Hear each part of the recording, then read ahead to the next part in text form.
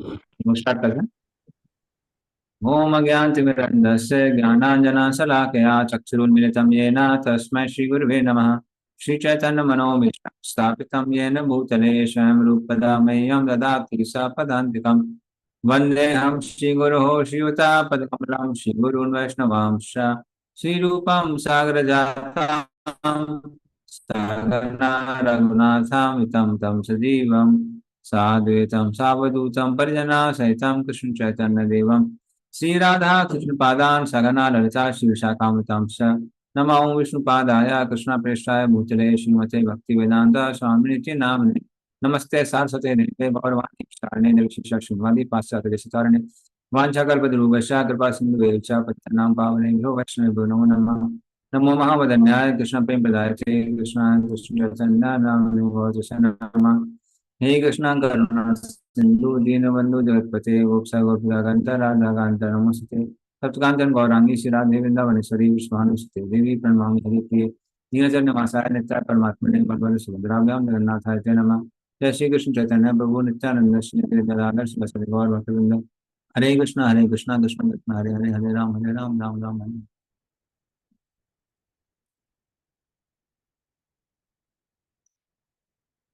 हरे कृष्ण। हम लोग कहाँ पर थे? Where were we? We were in chapter 11, shloka 37. Okay, Last. 1137. So just give me a minute, I'll display it.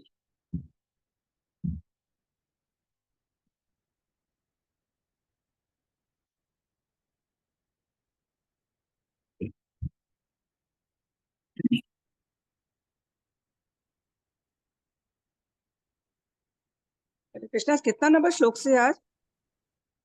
श्लोक number 37 माता जी। 37। हाँ 37।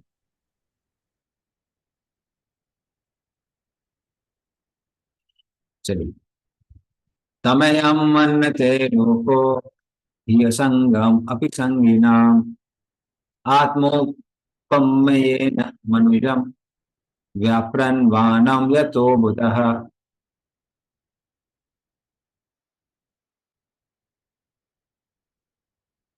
इसका प्रीतम माता जी पढ़ सकती है इसका अर्थ और तात्पर्य? अन्य भौतिकवादी बद्ध जीव सोचते रहते हैं कि भगवान उन्हीं में से एक है। अपने अज्ञान के कारण वे सोचते हैं कि पदार्थ का भगवान पर प्रभाव पड़ता है, इन्हें वे अनासक्त रहते हैं। तात्पर्य, यहाँ पर अबुझ शब्द महत्वपूर्ण है। केवल अज्ञानवश मुक्त संसारी विवादक परमेश्वर को गलत समझते हैं। अबोध लोगों में प्रचार करके अपने मूर्खतापूर्ण विचारों को फैलाते हैं। भगवान श्री कृष्ण आदि भगवान है, और जब वे साक्षात सबों के समक्ष विद्यमान थे, तब उन्होंने जीवन के प्रत्येक क्षेत्र में अपनी पूर्ण दिव्य शक्ति का प्रदर्शन किया था, जैसा कि हम श्रीमद् भागवत के प्रथम श्लोक में ही स्पष्ट कर चुके हैं। भगवान अपनी इच्छा अनुसार कुछ भी करने के लिए पूर्ण रूप से स्वतंत्र है, किंतु उनके सारे कार्य शाश्वतता, ज्ञान तथा आनंद से परिपूर्ण होते हैं। मूर्ख भौतिकवादी उनके ज्ञान तथा आनंद से परिपूर्ण शाश्वत रूप को न जानते हुए उन्हें गलत गलत तरीके से समझते हैं। यद्यपि इसकी पुष्टि भगवत गीता एवं उपनिषद में हुई है। उनकी विविध शक्तियाँ पूर्णतः प्राकृतिक कर्म के अनुसार कार्य करती है, और अपनी विविध शक्तियों के माध्यम से सारे कार्य करते हुए निरंतर परम स्वतंत्र रहते हैं। जब वे विभिन्न जीवों पर अपनी अहेतु की कृपा करके भौतिक संसार में अवतरित होते हैं, तब वे अपनी निजी शक्ति से ही ऐसा करते हैं। वे किसी तरह भी प्रकृति के गुणों के अधीन नहीं होते, और वे अपने मूल रूप में प्रकट होते हैं। मानसिक तर्कवादी उन्हें परम पुरुष के रूप में सही समझ नहीं पाते हैं, और वे अव्यक्त ब्रह्म के निराकार पक्ष को ही सब कुछ मान लेते हैं। ऐसी धारणा बद्ध जीवन का ही परिणाम है, क्योंकि वे अपनी व्यक्तिगत क्षमता से आगे नहीं पहुंच पाते। अतः जो भगवान को अपनी सीमित शक्ति के स्तर पर समझता है, वो केवल सामान्य व्यक्ति होता है। ऐसे व्यक्ति को यह विश्वास कभी नहीं दिलाया जा सकता कि भगवान प्रकृति के गुणों से किसी तरह प्रभावित नहीं होते। वह यह नहीं जान पाता कि सूर्य सदैव दूषित पदार्थ से अप्रभावित रहा करता है। मानसिक तर्कवादी सदैव अपने अनुभव के ज्ञान के आधार पर हर वस्तु को तौलते हैं। अतः जब भगवान विवाह बंधन में सामान्य व्यक्ति की भक्ति कर्म करते पाए जाते हैं तो वे उन्हें अपने समान समझने लगते हैं। वह यह विचार नहीं करते कि भगवान एक साथ 16,000 या इससे भी अधिक पत्नियां से विवाह कर सकते हैं। अज्ञान के कारण वे चित्र के एक पक्ष को देखते हैं और दूसरे पक्ष का पर अविश्वास दिखाते हैं।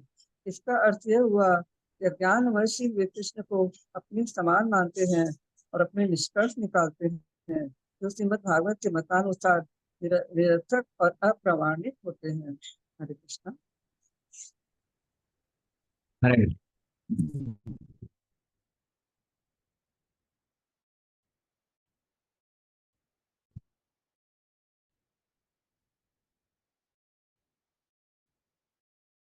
तो जो मूर्ख लोग हैं तो बाहरी लीलाओं को देखते हैं कि जैसे हम हैं भगवान भी वैसे ही हैं।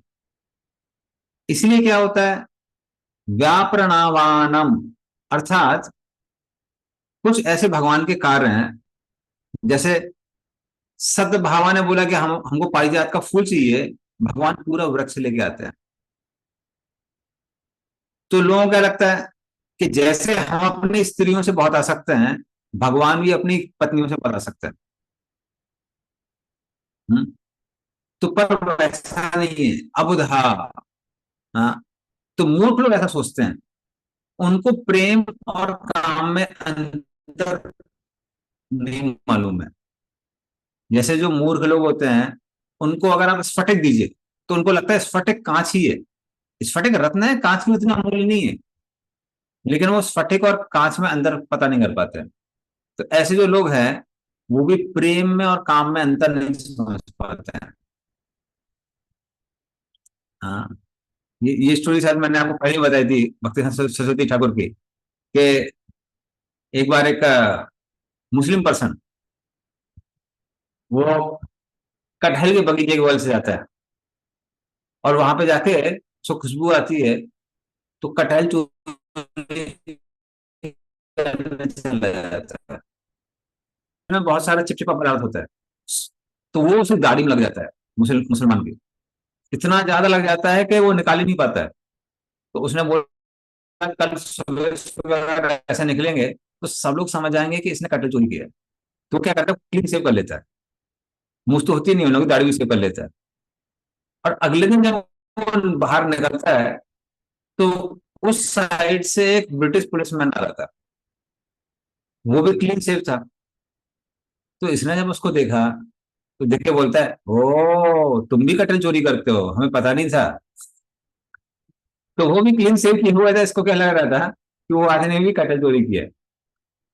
तो इसी तरह साधारण लोग इस दुनिया में वो अपने स्त्रियों से बच्चों से बहुत आसक्त होते हैं, और जब वो भगवान को देखते हैं, भगवान भी ऐसे आसक्त हैं अपनी पत्नी से, सत्यभामा से, उनको क्या लगता है, अरे ये भी तो हमारे जैसे हैं।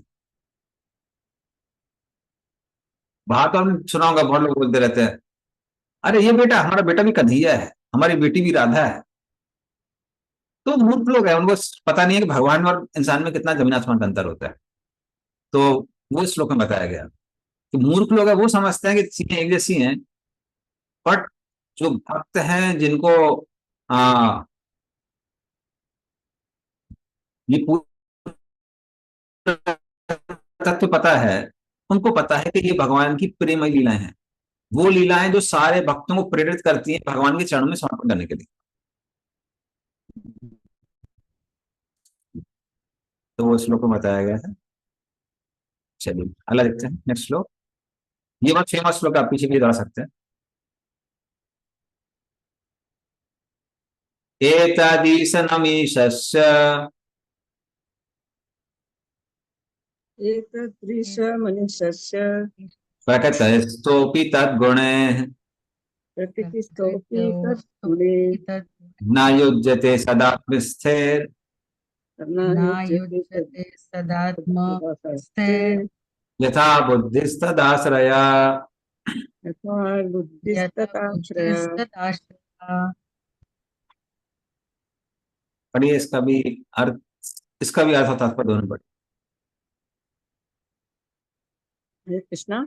यह तो भगवान की अलौकिक अलौकिकता है कि भौतिक प्रकृति के गुणों के संसर्ग में रहते हुए भी उनसे प्रभावित नहीं होते। इसी प्रकार जिन भक्तों ने भगवान की शरण ग्रहण करते हैं वे भी भौतिक गुणों से प्रभावित नहीं होते। वेदों तथा वैदिक ग्रंथों, श्रुति तथा स्मृति में पुष्टि की गई है कि दिव्यता में लेश मात्र भौतिकता नहीं होती। भगवान दिव्य निर्गुण ही होते हैं, परम ज्ञानमय होते हैं। हरि या भगवान परम दिव्य पुरुष है जो भौतिक प्रभाव की परिधि के बाहर स्थित होते हैं। इन तथ्यों की पुष्टि आचार्य शंकर द्वारा भी हुई है। कोई यह तर्क कर सकता है कि लक्ष्मी देवी के साथ उनका संबंध दिव्य हो सकता है, लेकिन जिस यदुवंश में वे उत्पन्न हुए थे उसके साथ या जरासंध तथा भौतिक गुणों से लिप्त रहने वाले अन्य असुरों के साथ उनका ऐसे संबंध कैसे हो सकता है? इसका उत्तर यही है, किसी भी दशा में भगवान की भगवत्ता, दिव्यता कभी भी प्रकृति के गुणों के संपर्क में नहीं आती। वस्तुतः वे ऐसे गुणों के संपर्क में इसलिए लगते हैं क्योंकि वे ही हर वस्तु के परम उत्तम है। तो भी वे ऐसे गुण कर्मों से ऊपर रहते हैं, इसलिए वे योगेश्वर कहलाते हैं। अतः दूसरे शब्दों में कहना चाहे तो वे सर्वशक्तिमान हैं। यहाँ तक कि उनके विद्वान भक्त भी भौतिक गुणों से प्रभावित नहीं होते। वृंदावन के 6 महान गोस्वामी अत्यंत संपन्न एवं राजसी परिवारों के थे, किंतु वे वृंदावन में संत जीवन बिताने लगे। भले ही ऊपरी तौर से उनकी दशा दारुण रही हो, किंतु वास्तव में वे आध्यात्मिक मूल्यों की दृष्टि से सर्वाधिक सुसंपन्न थे। ऐसे महाभागवत अर्थात प्रथम कोटि के भक्त मनुष्यों के बीच विचरण करते हुए भी प्रकृति के 3 गुणों से उत्पन्न मान या अपमान, भूख या तृप्ति, निद्रा या जागरण से कलुषित नहीं होते। इसी प्रकार उनमें से कुछ सांसारिक आचरण में रहकर भी उससे अप्रभावित बने रहते हैं। जब तक जीवन में ये उदासीनताएं नहीं होती, तब तक कोई आध्यात्म में स्थित नहीं माना जाता। दिव्यता तथा भगवान के पार्षद एक ही आध्यात्मिक धरातल पे रहते हैं और उनकी महिमा सदा ही भोग माया अर्थात भगवान के अंतरंगा शक्ति के कर्म द्वारा पुनीत होती रहती है। भगवान के भक्त सदैव दिव्य होते हैं, भले ही कभी कभी उनके आचरण का पतन होता दिखता हो। भगवान भगवत गीता 9.36 में बलपूर्वक घोषित करते हैं, यदि पूर्व कलमश के कारण कोई भक्त पतित हो भी जाए तो उस भक्त को भगवत भक्ति में पूर्ण रूप से पवित्र रहने के कारण पूर्णतः दिव्य मानना चाहिए। भगवान उसके द्वारा सेवा करते रहने के कारण उसकी सदैव रक्षा करते हैं और उसकी पतित अवस्थाओं को आकस्मिक तथा क्षणिक मानना चाहिए। वे देखते ही देखते छू मंतर हो जाएगी। हरे कृष्णा। हरे कृष्ण। धन्यवाद। तो कोई बोल सकता है ठीक है, सत्यभामा, रुक्मिणी, ये सब तो भगवान की चित शक्ति है, तो ठीक है, मान सकते हैं कि इनके साथ जो कृष्ण का संबंध है वो दिव्य है। लेकिन भगवान स्वयं तो यदुकुल में आते हैं ना। जब वो यदुकुल में आते हैं तो अपने लोगों की रक्षा करते हैं, अपने लोगों की रक्षा के लिए जरासंध, कंस जैसे राक्षसों को मारते हैं। इसका मतलब वो भी तो अपने आप को यदुकुल से आइडेंटिफाई कर रहे हैं। तो आप कैसे कह सकते हैं कि वो तीनों गुणों से परे हैं? उसका उत्तर इस श्लोक में दिया गया है। इस श्लोक में क्या बताते हैं? ईक्षणम, जो बहुत शक्तिशाली लोग हैं भगवान जैसे, तो स्तोपी यद गुणे, वो भले तदात्म स्थे, फिर भी वो अपनी आत्मा में स्थित होते हैं, अर्थात वो समझ लादने शक्तियों में ही स्थित होते हैं। भले देखने में क्या लग रहा है कि वो गुणों में स्थित हैं, तो गुण उनमें स्थित हैं, वो गुण में स्थित हैं, फिर भी उनका गुणों से कोई भी संपर्क नहीं है। ये शास्त्रों में दिया हुआ है।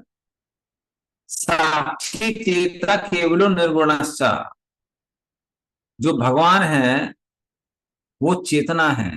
चेता केवलो, सिर्फ चेतना ही है, निर्गुणस, पर उनका गुणों से कुछ लेना देना नहीं है। हाँ, यह आता श्वेतसर उपनिषद में। फिर विष्णु पुराण में आता है, सत्वादयो न संदिशे यात्रा चा प्रकृति गुणे, जो सत्वगुण, रजोगुण और तमोगुण 3 गुण हैं वो विष्णु में स्थित नहीं है। हरि ही निर्गुणा साक्षात पुरुषा प्रकृति परा, सर्वसित उपदृष्टा तम भजन निर्गुण भवेत। ये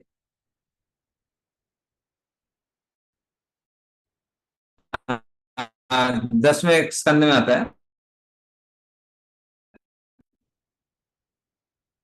कि हरि ही निर्गुण लगे, पुरुषा प्रकृति पर। तो वो पुरुष है, वो व्यक्ति है, लेकिन व्यक्ति होते हुए भी 3 गुणों से परे हैं। हाँ, बल्कि जो उनका भजन करते हैं तम भजन निर्गुण भवे, उनका भजन करने से भी व्यक्ति क्या हो जाता है, 3 गुणों से ऊपर हो जाता है। तो इसलिए भगवान क्या करते हैं, तद आश्रय बुद्धि, जो भक्त उनके उनका आश्रय लेते हैं अपनी बुद्धि के द्वारा। बुद्धि के द्वारा मतलब इंस्ट्रक्शन सुन के, जैसे अभी आप लोग सुन रहे हैं, उसको कंटेम्पलेट कर रहे हैं, तो ये बुद्धि से आश्रय लेना हुआ भगवान का, और खास करके हम लोग अप्लाई करते हैं उसको। तो ऐसे भक्त भी प्रकृति के गुणों में स्थित होते हुए भी वो उनसे विलग होते हैं। तो उनको भी आप, हो सकता है देखने में लग रहा है कि इनको भूख लग रही है, प्यास लग रही है, कभी जगे हुए हैं, कभी सोए हुए हैं, कभी गहरी नींद में है। हाँ, तो ये सब करते हुए भी वो 3 गुणों से अलग है। हाँ, और बाकी लोगों का कहना ही क्या है। और कुछ बढ़ता है, जैसे कोई उदाहरण देते हैं गोस्वामियों का। अभी रघुनाथ दास गोस्वामी जब राधा कुंड में थे, 3 दिन में एक थोड़ा सा द्रोण लेते थे छाछ। अभी हम लोग लेंगे तो हम लोग दिन में एक बार भी लेंगे तो मर जाएंगे। तो ऐसे भक्तों का कई बार स्पष्ट रूप से दिखाई देता है। और कुछ भक्त हैं जैसे पुंडरीक विद्यानी जी, वो सारे के सारे ऐश्वर्यों से घिरे हुए थे, तो उनको देख के गदाधर पंडित भी विचलित हो जाते हैं, अरे ये कैसे भक्त हो सकते हैं। लेकिन ऐसे भक्त भी वो 3 गुणों से परे होते हैं। इसलिए जो भक्ति की प्रोसेस है, भक्ति की प्रोसेस ज्ञान मार्ग से भिन्न है। भक्ति की प्रोसेस में आसक्ति का ज्यादा महत्व है, अनासक्ति का उतना महत्व नहीं है। आसक्ति का महत्व मतलब मेन चीज है हमको कृष्ण से और ज्यादा आसक्त होना है। और कृष्ण से आसक्त होने का तरीका क्या है, जितना हो सके इंद्रियों से कृष्ण की सेवा करो, करते रहो करते रहो करते रहो करते रहो करते रहो। बाकी फिर चिंता करने की आवश्यकता नहीं है। बाकी सारे एडजस्टमेंट कौन कर देते हैं, भगवान कर देते हैं।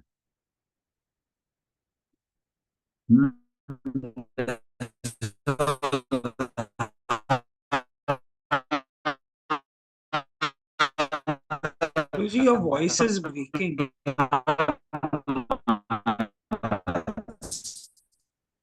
Guruji, your voice is not clear. हमारे कुछ आचार्य बताते हैं कि वो if I stop sharing then maybe things will improve. Okay, Prabhu, I will share the screen. And Maybe you can share the screen. It will take our data. तो अभी आवाज better आ रही है पहले से, कुछ इम्प्रूवमेंट हुआ है? yes, Prabhuji, नहीं। better than before. Better than before. ठीक है, ट्राई करते हैं। अगर और दिक्कत होगी फिर मैं एक और नेटवर्क ट्राई करूंगा, दूसरे network. So just give me feedback in 5 minutes.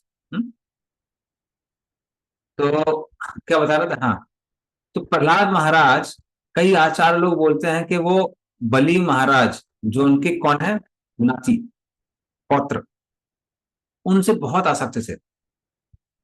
तो वो आसक्ति की वजह से प्रहलाद महाराज का पतन नहीं हुआ, बलि महाराज भी महाजन बन गए। तो इसीलिए अगर भक्त लोग, मेन चीज है कृष्ण से कनेक्शन सुपर स्ट्रॉन्ग होना चाहिए। कृष्ण से अगर कनेक्शन हमारा धीरे धीरे करके इंप्रूव होता जा रहा है, सुपर स्ट्रॉन्ग होता जा रहा है, तो फिर ऑटोमेटिकली क्या होगा, ऑटोमेटिकली हम जिनसे आसक्त हैं वो लोग भी भक्ति में आ जाएंगे।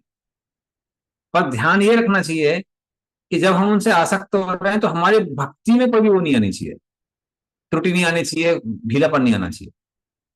वो अगर आ रहा है तो दिक्कत है। जैसा किसके साथ हुआ था, भरत महाराज के साथ। भरत महाराज के साथ दिक्कत ये थी कि उन्होंने हिरण को अपने भजन में विघ्न डालने दिया, वो गलती से। तो कोई अगर अपने स्टैंडर्ड से कॉम्प्रोमाइज नहीं कर रहा है, तो इस संसार में और भी लोगों से अगर आसक्ति है, तो वो लोग भी धीरे धीरे करके क्या हो जाते हैं, एलिवेट हो जाते हैं। पर स्टैंडर्ड से अगर कॉम्प्रोमाइज हो रहा है, तो फिर हमारा पतन होता है। So bhakti is more about strengthening our relationship with Krishna, Krishna से संबंध को और प्रगाढ़ बनाना, स्ट्रॉन्ग बनाना है। ठीक है, क्लियर। चलिए अब अगले श्लोक में चलते हैं।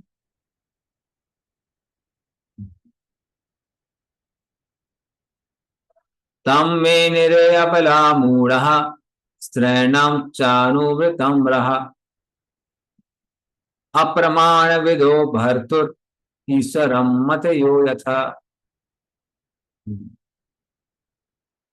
पढ़िए इसको।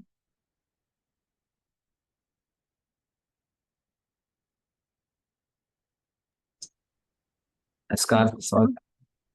हाँ जी, श्लोक नंबर कितना है? श्लोक नंबर 39 39 माता जी। अच्छा, पढ़े प्रभु जी। हाँ पढ़िए पढ़िए। वे सरल तथा सुकोमल स्त्रियां सचमुच ही सोच बैठी कि उनके प्रिय पति भगवान श्री कृष्ण उनसे आकर्षित है और उनके वशीभूत है। वे अपने पति की महिमाओं से उसी तरह अनजान थी जिस प्रकार नास्तिक लोग परम नियंता के रूप में भगवान से अनजान रहते हैं। हरे कृष्ण। ओके, तो इस तरह से अभी प्रश्न क्या आता है कि ठीक है, भगवान तीनों गुणों से ऊपर है, प्रकृति गुणों में प्रकृति गुणों में स्थित उससे परे हैं, तो क्या ये उनकी पत्नियों को पता था? तो यहां पर उत्तर आता है, इस श्लोक में उत्तर आता है कि नहीं, उनको नहीं पता था। तो उनको भी भगवान के स्वरूप के बारे में पूर्ण रूप से नहीं पता था, लेकिन क्यों? क्योंकि वो योग माया से ढकी हुई थी। योग माया से ढका होने के कारण वो रस का आस्वादन तभी कर सकती हैं जब उनको भगवान की महानता के बारे में पता नहीं है। तो यदि किसी कोई समझता है कि भगवान इतने महान है, तो कैसे उनके पास आ सकता है? टेंशन हो जाती है, क्या खिलाएं क्या ना खिलाएं।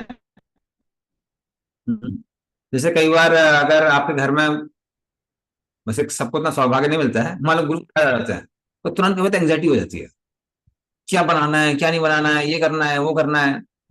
तो बहुत एंग्जाइटी हो जाती है। तो उसी तरह से अगर मान लो किसी को पता है करे ये भगवान है इतने महान है, तो फिर टेंशन हो जाएगी, क्या खिलाएं क्या ना खिलाएं, ये करें वो करें। इसलिए भगवान क्या करते हैं, अपने भक्तों को कई बार योग माया से ढक देते हैं। तो योग माया ने उनको ढका हुआ था।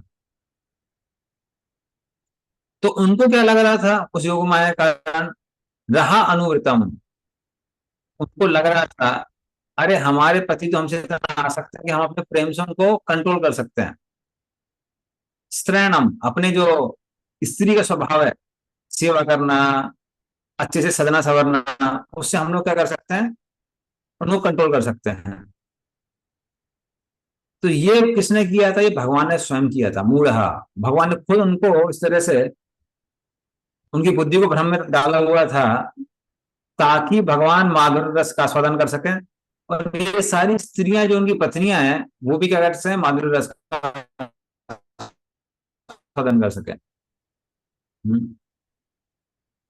जैसे जो लोग हाँ, जैसे जो लोग हमारे समुद्र में जाते हैं, तो उनको ये अनुमान नहीं होता कि समुद्र कितना विशाल है। उसी तरह से इन स्त्रियों को पता नहीं था कि उनके जो पति हैं कितने शक्तिशाली हैं।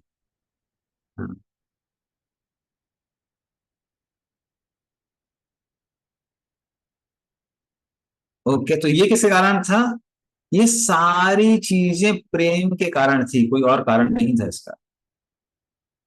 तो इसलिए साधारण लोगों में और इन भक्तों में अंतर है। हाँ, जैसे गोपियों को भी पता है कि कृष्ण भगवान है,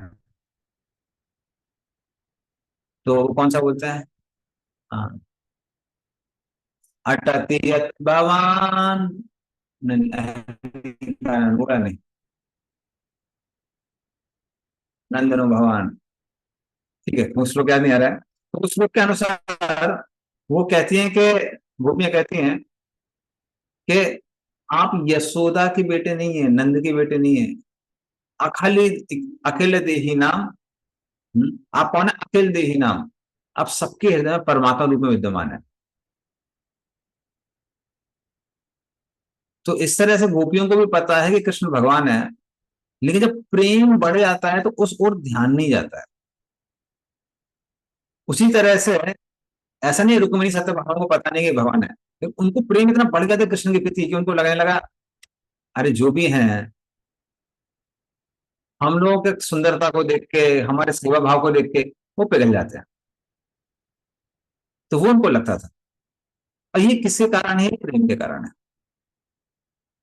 क्योंकि अगर उनको लगेगा भगवान तो निरासक्त हैं, निराशीर हैं, तो उनको लगेगा छी, ऐसे आदमी को कहाँ सेवा करें। खासकर ये नॉर्मल चीज है, नॉर्मल मेंटलिटी, ये नॉर्मल प्रॉब्लम है जो लेडीज फेस करती है। तो वो पति से पूछते हैं खाना कैसा था? ठीक था। कल का कैसा था? वो भी ठीक था। परसों कैसा था? वो भी ठीक था। अगर पति ऐसा निरासक्त है तो उनको लगता है यार प्रेरणा कहाँ आएगी खाना बनाने। लेकिन अगर वो बोल रहा है नहीं नहीं ये अच्छा आइटम है, वो अच्छा आइटम, आज अच्छा नहीं बना, आज खराब बनाया, तो उनको लगता है ये इंटरेस्ट ले रहा है। तो जब वो इंटरेस्ट लेता है तो सेवा करने में क्या आता है? इंटरेस्ट आता है। तो उसी तरह से एक हिसाब से भगवान निरासक्त हैं, वो ऑलरेडी पूरा आनंद ले रहे हैं, लेकिन जब वो अपने पत्नियों के सामने दिखाते हैं कि नहीं नहीं हमको ये पसंद है, नहीं पसंद है, ये अच्छा है, वो खराब है, और वो इंटरेस्ट लेते हैं, तो उनको भी आनंद आता है, हाँ अब हम भगवान की सेवा करते हैं। जैसे हमारी जो खासकर डीटी वर्ष है पंचरात्र की विधि, पंचरात्र की विधि भी अलग अलग लोगों के लिए अलग अलग तरीके से। तो जो डीटी वर्ष है वो साधारण जो लोग हैं, वैदिक फॉलोअर्स, उनके लिए सत्व गुण में आने का एक माध्यम है। आप साफ सफाई रखिए, रूल्स रेगुलेशन रखिए, क्यों? भगवान की ड्यूटीज है वहां पे। तो इसलिए उनकी नंबर वन प्रायोरिटी क्या रहती है? Rules regulations. अगर रूल रेगुलेशंस के हिसाब से चीजें नहीं बन रही हैं, तो फिर अगर भगवान को थोड़ी देर भूखा रहना पड़े, हम लोग अपवित्र हैं, तो कोई बात नहीं, पवित्र होके ही जाना है। तो वो ज्यादा महत्वपूर्ण है उनके लिए। और ऐसा नहीं कि भक्त लोग फॉलो नहीं करते, वो रूल्स फॉलो करते हैं, पर उनके लिए सबसे ऊपर सर्वोपरि क्या है? वो है भगवान की सेवा। तो मेन चीज है पंचरात्र की विधि। जब भक्त लोग फॉलो करते हैं तो वो फॉलो करते हैं कृष्ण के प्रति प्रेम बढ़ाने के लिए, कि कृष्ण को किसकी तरह ट्रीट करना है? एक व्यक्ति की तरह।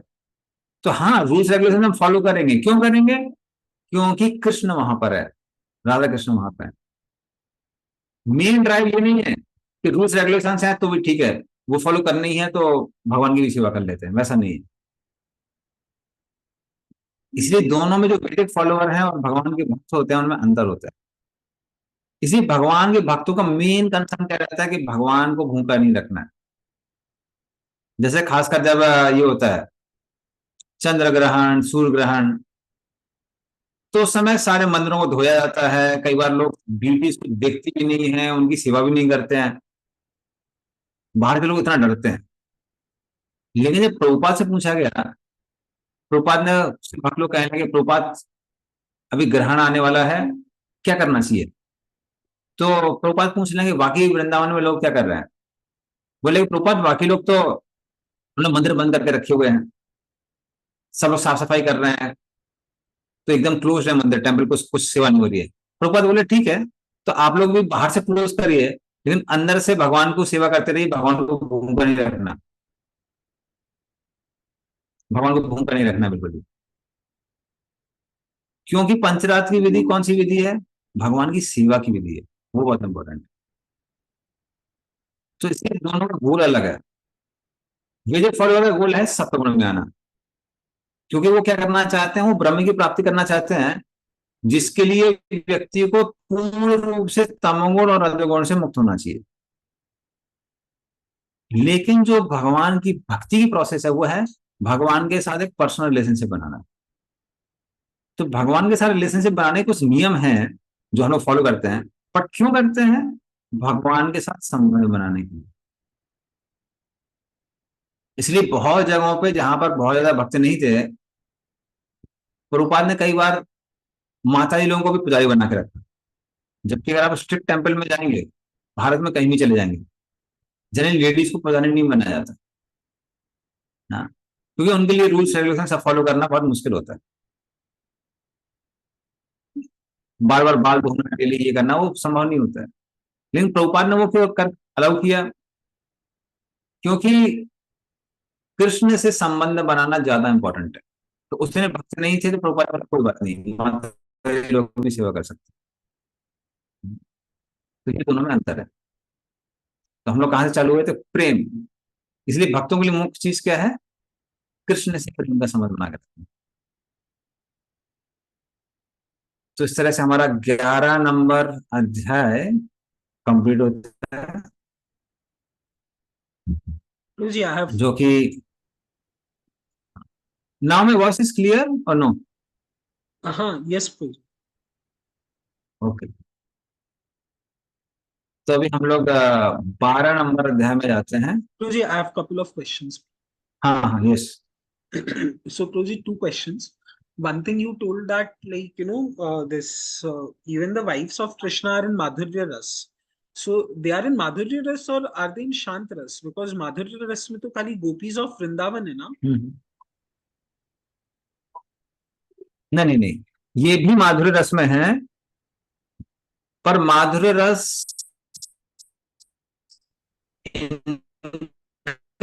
कैसा है? स्वाकी है। स्वाकी मीन्स ये लोग क्या बोलते हैं? I belong to Krishna. Means ये लोग अपने आप को भगवान की पत्नी बताते हैं। और वृंदावन में जो रस है, माधुर्य रस को हम लोग बोलते हैं पार्थिव भाव। पार्थिव भाव means it is a paramour love.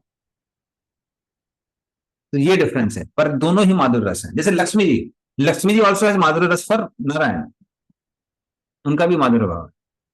Main difference जो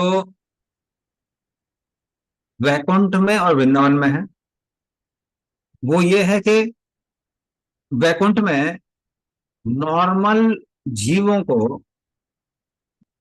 माधुर्य रस, वात्सल्य रस और साख रस नहीं मिलता है। तो जो जीवित तत्व है उनको जनरली वो एक्सेस नहीं मिलता है, लेकिन वृंदावन में ये सबको एक्सेस मिलता है। अब मथुरा और द्वारका में भी एक्सेस मिलता है, लेकिन मथुरा द्वारका में उनकी जो भावनाएं हैं, भावनाएं मिक्स होती है। भावनाएं मिक्स होने का मतलब क्या है? कि वो कई बार उनको याद आ जाता है कृष्ण भगवान है, कई बार वो भूल जाते हैं कृष्ण भगवान है। लेकिन वृंदावन में वो कभी भी नहीं भूलते हैं कि कृष्ण भगवान है। अदरवाइज द्वारका में और मथुरा में भी भगवान के 5 रस हैं। वसुदेव देव की और जो भी एल्डरली लोग हैं मथुरा के, वृंदावन मथुरा के और द्वारका के, दे कंसिडर कृष्ण लाइक सन। वो भी कृष्ण को पुत्री मानते हैं। जो भी पत्नियां हैं कृष्ण की, वो उनका माधुर्य रस है। जो भी उनके सखा हैं जैसे उद्धव इत्यादि, तो उनके साथ फ्रेंडशिप है कृष्ण की। और जो लोग बाकी 10 रसांत रस तो है ही। तो इस तरह से वो सारे 5 रस हैं, बट डिफरेंस किसका है? डिफरेंस है कि वृंदावन में भक्त लोग इतना ज्यादा कृष्ण से प्रेम करते हैं कि प्रैक्टिकली उनकी जो महत्व, ग्रेटनेस, वो हमेशा ही बैकग्राउंड में रहती है। और मथुरा द्वारका में वो कभी कभी बाहर आ जाती, कभी कभी अंदर आ जाती। ठीक है Shivam? Prabhu ji, so but अपने जैसे like लक्ष्मी देवी तो is the example for पाद सेवनम ना, तो she should actually be under the दास्य रस। वो तो पाद सेवन मैंने like when we say वो नवविधा भक्ति में लक्ष्मी देवी को तो अपने पाद सेवन का एग्जाम्पल में रखते, तो won't she come under दास्य रस? मैंने how will she come under माधुर्य रस में? Actually, higher rasas have all the lower rasas within them. माधुर रस में माधुर रस भी है, वात्सल रस भी है, साखर रस भी है, दास रस भी है। और और लक्ष्मी जी की सिर्फ पाद सेवनम एक ही फोटो नहीं है, ये कई बार लोगों को लगता है। जैसे मेरी मदर भी, मैं छोटा था तो मेरी मदर मेरे को क्या बोलती थी कि वैकुंठ के बारे में, हम लोग वैकुंठ में क्या करते हैं, लक्ष्मी जी चरण दबाती रहती है, भक्त लोग प्रार्थना करते रहते हैं, मैंने कुछ और नहीं होता है। तो फिर मेरी मदर को भी पता नहीं था, तो मेरे को लगा कितनी बोरिंग जगह है यार, दिन सुबह शाम तक प्रार्थना करते रहो, ये कोई जगह है। जब हम थर्ड कैंटो में जाते हैं तो हम लोग देखते हैं कैसे वहां बहुत सारी एक्टिविटीज हो रही है। जो लक्ष्मी जी हैं वो झूला झूल रही हैं, हाँ, वो बार बार अपने दर्पण में या फिर पानी में अपने चेहरे को देखती हैं कि मैं सुंदर लग रही हूँ नहीं लग रही हूँ। हाँ, भगवान नारायण मेरी ओर देखेंगे नहीं देखेंगे, अच्छे से ड्रेस करती हैं। तो ऐसा नहीं है कि वो हमेशा पाद सेवनम ही करती रहती हैं जैसे कि टीवी में दिखाया जाता है, उनकी बहुत सारे वो हैं, बहुत सारी लीलाएं होती हैं। So this is like small glimpse. तो हमेशा पाद सेवनम नहीं करती रहती इंटरनली, पारी पैर दबाए जा रहे हैं दबाए जा रहे हैं दबाए जा रहे हैं, और भी उनकी लीलाएं होती हैं। But we give her example is for Padasevan, example is Lakshmi Devi only in the 9 processes. Yes, yes, that's true. That is prominent, but that doesn't mean there are no other leaders. तो वो prominence में है, ऐसा नहीं कि उसमें और लीला नहीं है। सो लाइक गजेंद्र के सेक्शन में भी भगवान की लीला ऐसी आती है। जब गजेंद्र पुकार रहा था तो लक्ष्मी जी और भगवान नारायण वो क्या खेल रहे थे, 64 खेल रहे थे। तो ये जनरली खेलते किसके साथ हैं, दोस्तों के साथ खेलते हैं। वो जिसको हम लोग बोल सकते हैं साखर रस, और माधुर्य रस का ना साखर रस भी है। तो बार बार नारायण बोल रहे थे, नारायण का ध्यान जा रहा था गजेंद्र की ओर।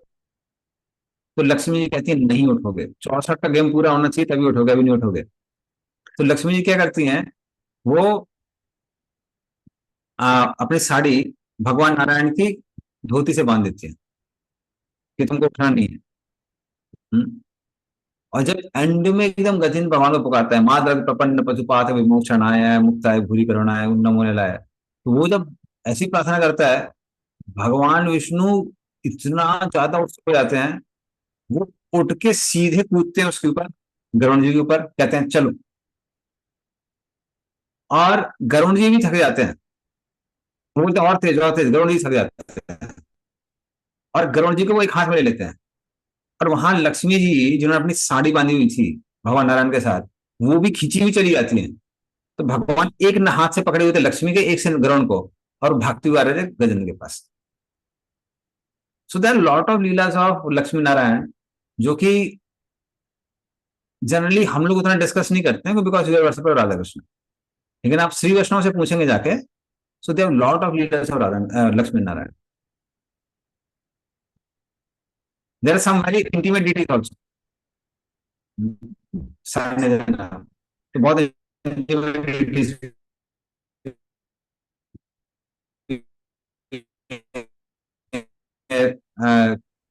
community. So they have motherless. Okay. And one more question, Prabhuji. Like you were talking about deity worship.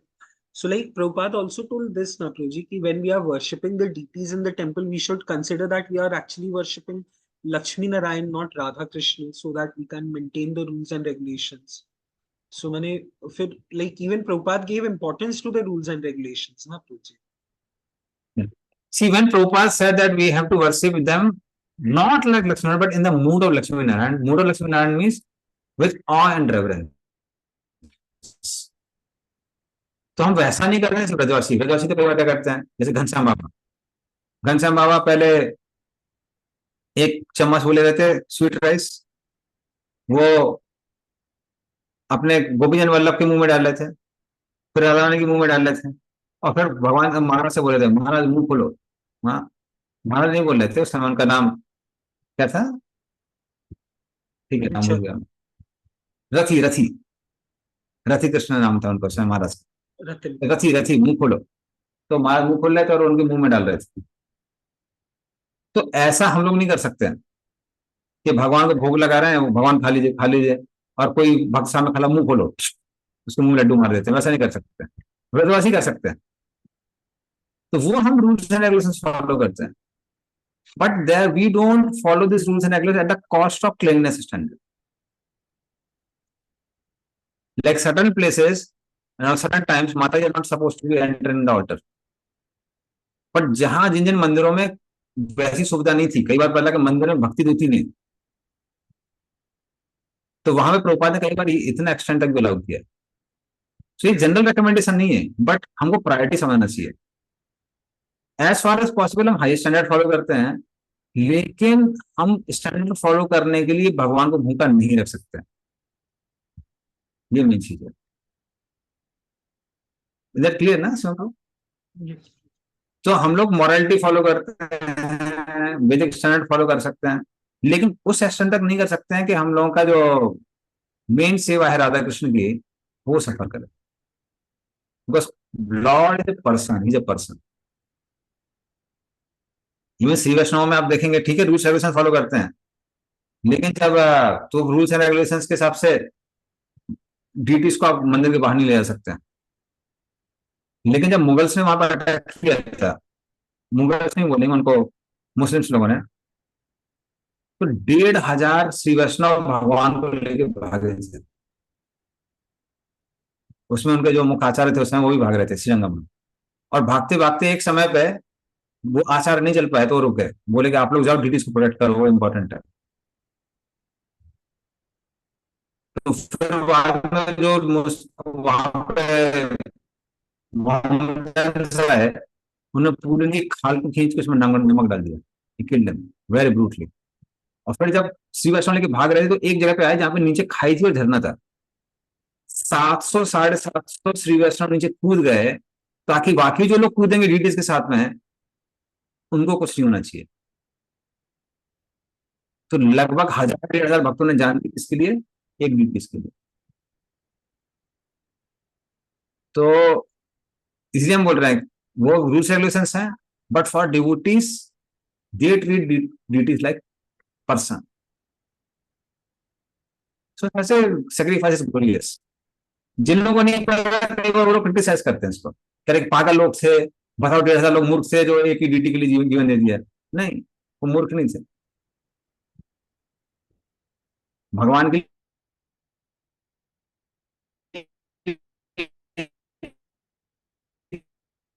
जीवन जीना वो अपना जीवन का लक्ष्य है. Whole life is meant for Krishna service, so that is glorious. ठीक है शिवम. तो किसी और कोई क्वेश्चन है, वरना हम लोग नेक्स्ट चैप्टर में चलते हैं. हाँ बोलिए, नहीं हम बताइए.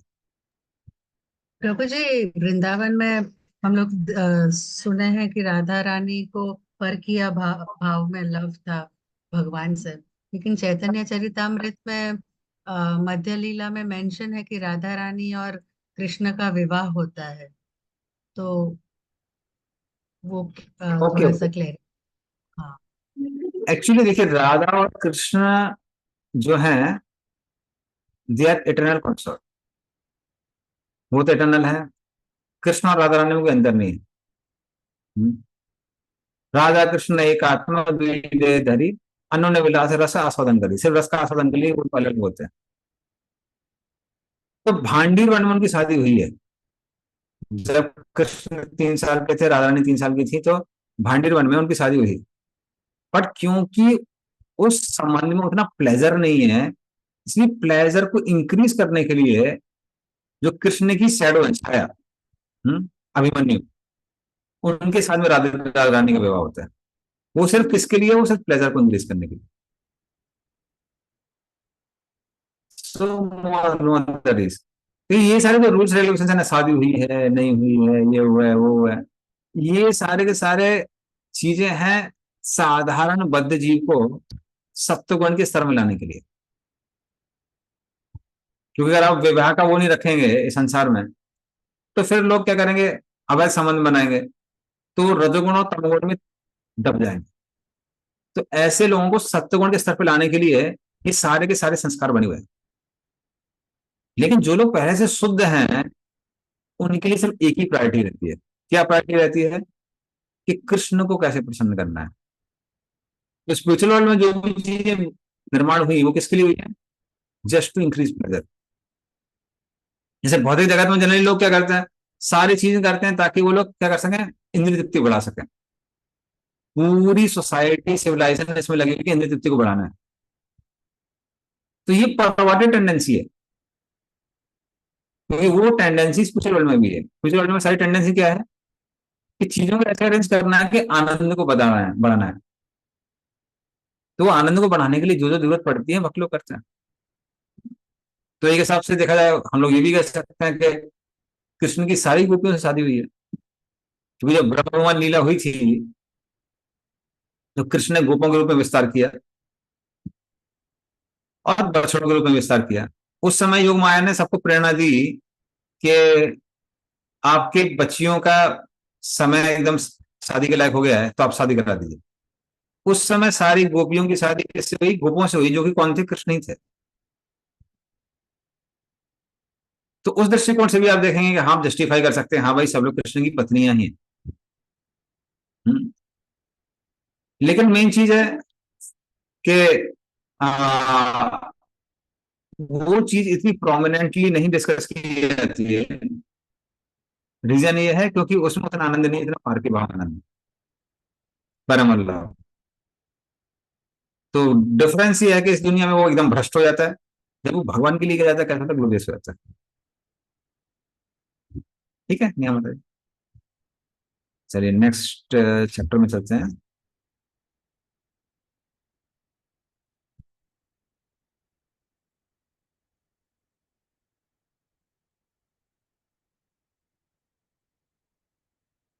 तो होता क्या है कि अभी पहले सूत गोस्वामी ने बोला था सारे नैमिषारण्य के संतों को, शौनक आदि ऋषि को, कि हम आपको सुखदेव गोस्वामी के बारे में बताएंगे, और परीक्षित महाराज के बारे में बताएंगे, जैसे कि आपने प्रश्न पूछा था। क्योंकि उनका प्रश्न यही था कि परीक्षित उनके जन्म के बारे में बताइए जिन्होंने बचपन से ही भगवान के दर्शन किए थे। और फिर परीक्षित के विषय में बहुत सारे वो प्रश्न पूछते हैं कि अरे भाई इतने वो जवान थे, शक्तिशाली थे, फिर उन्होंने आ, अपने राज्य का क्यों त्याग किया? खासकर जब वो एक भक्त थे और सारी की सारी प्रजा उन पर आश्रित थी। फिर परीक्षित कैसे मिले सुखदेव गोस्वामी से? ऐसा क्या हो गया कि परीक्षित को अपना जीवन त्यागना पड़ा? तो ये सारे प्रश्न उन्होंने पूछे थे, और सूत गोस्वामी क्या कर रहे थे, उनके बारे में बताने जा रहे थे। तो उन्होंने बोला ठीक है, क्या करेंगे हम, युधिष्ठिर महाराज यहाँ वहां और यहाँ सब करेक्शन लेते हुए परीक्षित महाराज के बारे में बताएंगे। तो पहले युधिष्ठिर महाराज और पांडवों के बारे में बताते हैं, कैसे कृष्ण की रक्षा की, और वो लोग जब कृष्ण वहां पे थे पांडवों के साथ। और फिर परीक्षित के जन्म के बारे में सीधे सीधे बता देंगे। लेकिन होता क्या है, होता ये है कि वो पहले कुंती रानी की प्रार्थना के बारे में बताते हैं, भीष्म देव के बारे में बताते हैं, फिर उसके बाद में कृष्ण कैसे छोड़ के गए,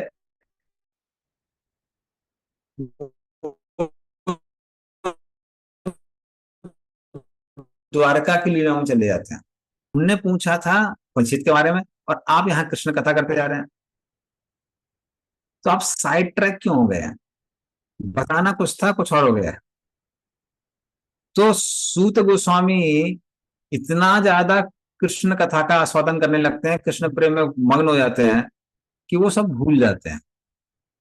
और भूलने की वजह से वो अब कृष्ण कथा ही करने लगते हैं, परीक्षित महाराज की कथा साइड में छोड़ देते हैं। तो उसी को याद दिलाने के लिए शौनक आदि ऋषि वापस उनको इंडिकेट करते हैं कि महाराज प्रश्न कुछ और पूछा था, आप उत्तर कहीं और दे रहे हैं। इस तरह से शौनक आदि ऋषि वापस ओरिजिनल क्वेश्चन में उनको लाने के लिए अब प्रश्न पूछने, और उसके बाद में सूत गोस्वामी परीक्षित महाराज के जन्म के बारे में डिस्क्राइब करेंगे। ठीक है, तो लोग पहले श्लोक में जाते हैं। शौनक वाचा अश्वत्थाम नोपसृष्टेन ब्रह्मशीर्ष्णोरु तेजसा उत्तराया हतो गर्भ ईशना जीवितः पुनः। पढ़िए इसका अर्थ। हरे कृष्णा। चाणक्य मुनि ने कहा, महाराज परीक्षित की माता उत्तरा का घर अश्वत्थामा द्वारा छोड़े गए अत्यंत भयंकर तथा अजय ब्रह्मास्त्र द्वारा विनष्ट कर दिया गया, लेकिन परमेश्वर ने महाराज परीक्षित को बचा लिया। हरे कृष्णा। धन्यवाद। तो इस तरह हम देखते हैं, तो डायरेक्टली तो वो नहीं बोल सकते हैं ना कि नहीं नहीं नहीं आप अपने टॉपिक से हम तो बोलते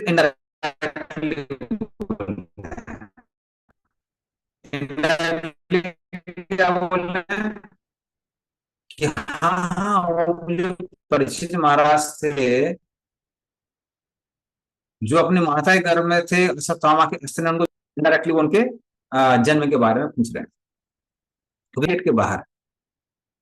इस तरह से इनडायरेक्टली वो वापस वही प्रश्न पूछ रहे हैं कि कैसे उनकी रक्षा हुई।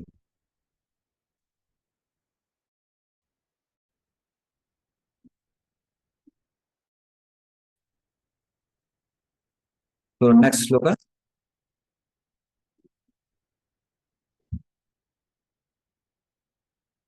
एक मिनट। तस्य जन्म महाबुद्धे कर्माणि च महात्मनः निधनं च यथेवासीत् सा प्रेत्य गतवान् यथा। पढ़िए इसको।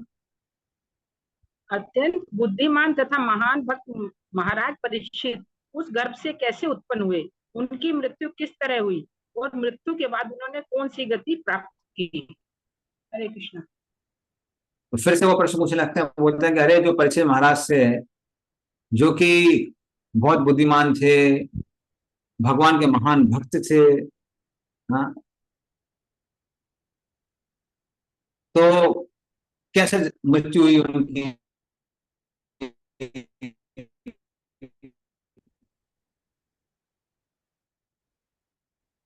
और मृत्यु के बाद उनको क्या प्राप्त हुआ, मृत्यु के बाद में क्या प्राप्त हुआ। तो इसका मतलब हम परीक्षित महाराज के पूरे जीवन काल के बारे में सुनना चाहते हैं। ठीक है, नेक्स्ट श्लोक है।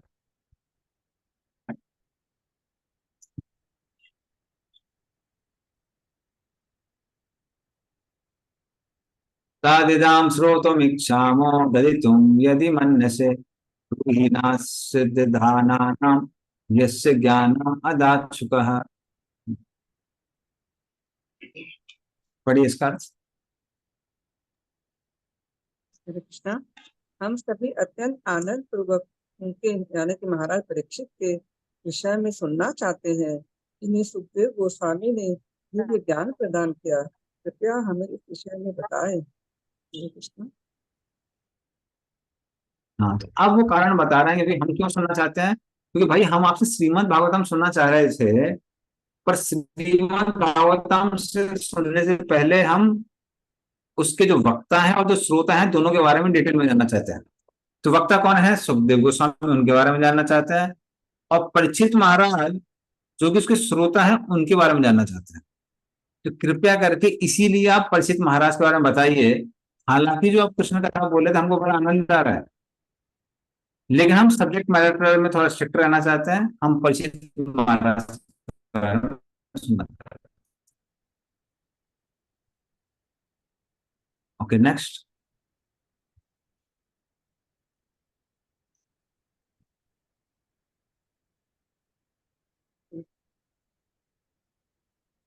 कर दिया मैंने प्रोजेक्ट, 4th वर्ड से। सुचवाच, हाँ, कैन यू रिपीट अश्वम? No, I have displayed the next verse. Okay okay okay. सुचवाच अपीपलधर्मराजः पितृवत् रंजयन् प्रजा निष्प्रहा सर्वकामेभ्यः कृष्ण पादानुसेवया। पढ़िए इसका। श्री सूत गोस्वामी ने कहा, सम्राट युधिष्ठिर ने अपने राज्यकाल में सबों के ऊपर उदारता पूर्वक शासन चलाया। वे उनके पिता तुल्य ही थे। उन्हें कोई व्यक्तिगत आकांक्षा न थी और भगवान श्री कृष्ण के चरण कमलों की निरंतर सेवा करते रहने के कारण वे सभी प्रकार की इंद्रिय तृप्ति से विरक्त थे। हरे कृष्ण। तो उनको ऐसा पुत्र कैसे प्राप्त हुआ, पौत्र कैसे प्राप्त हुआ?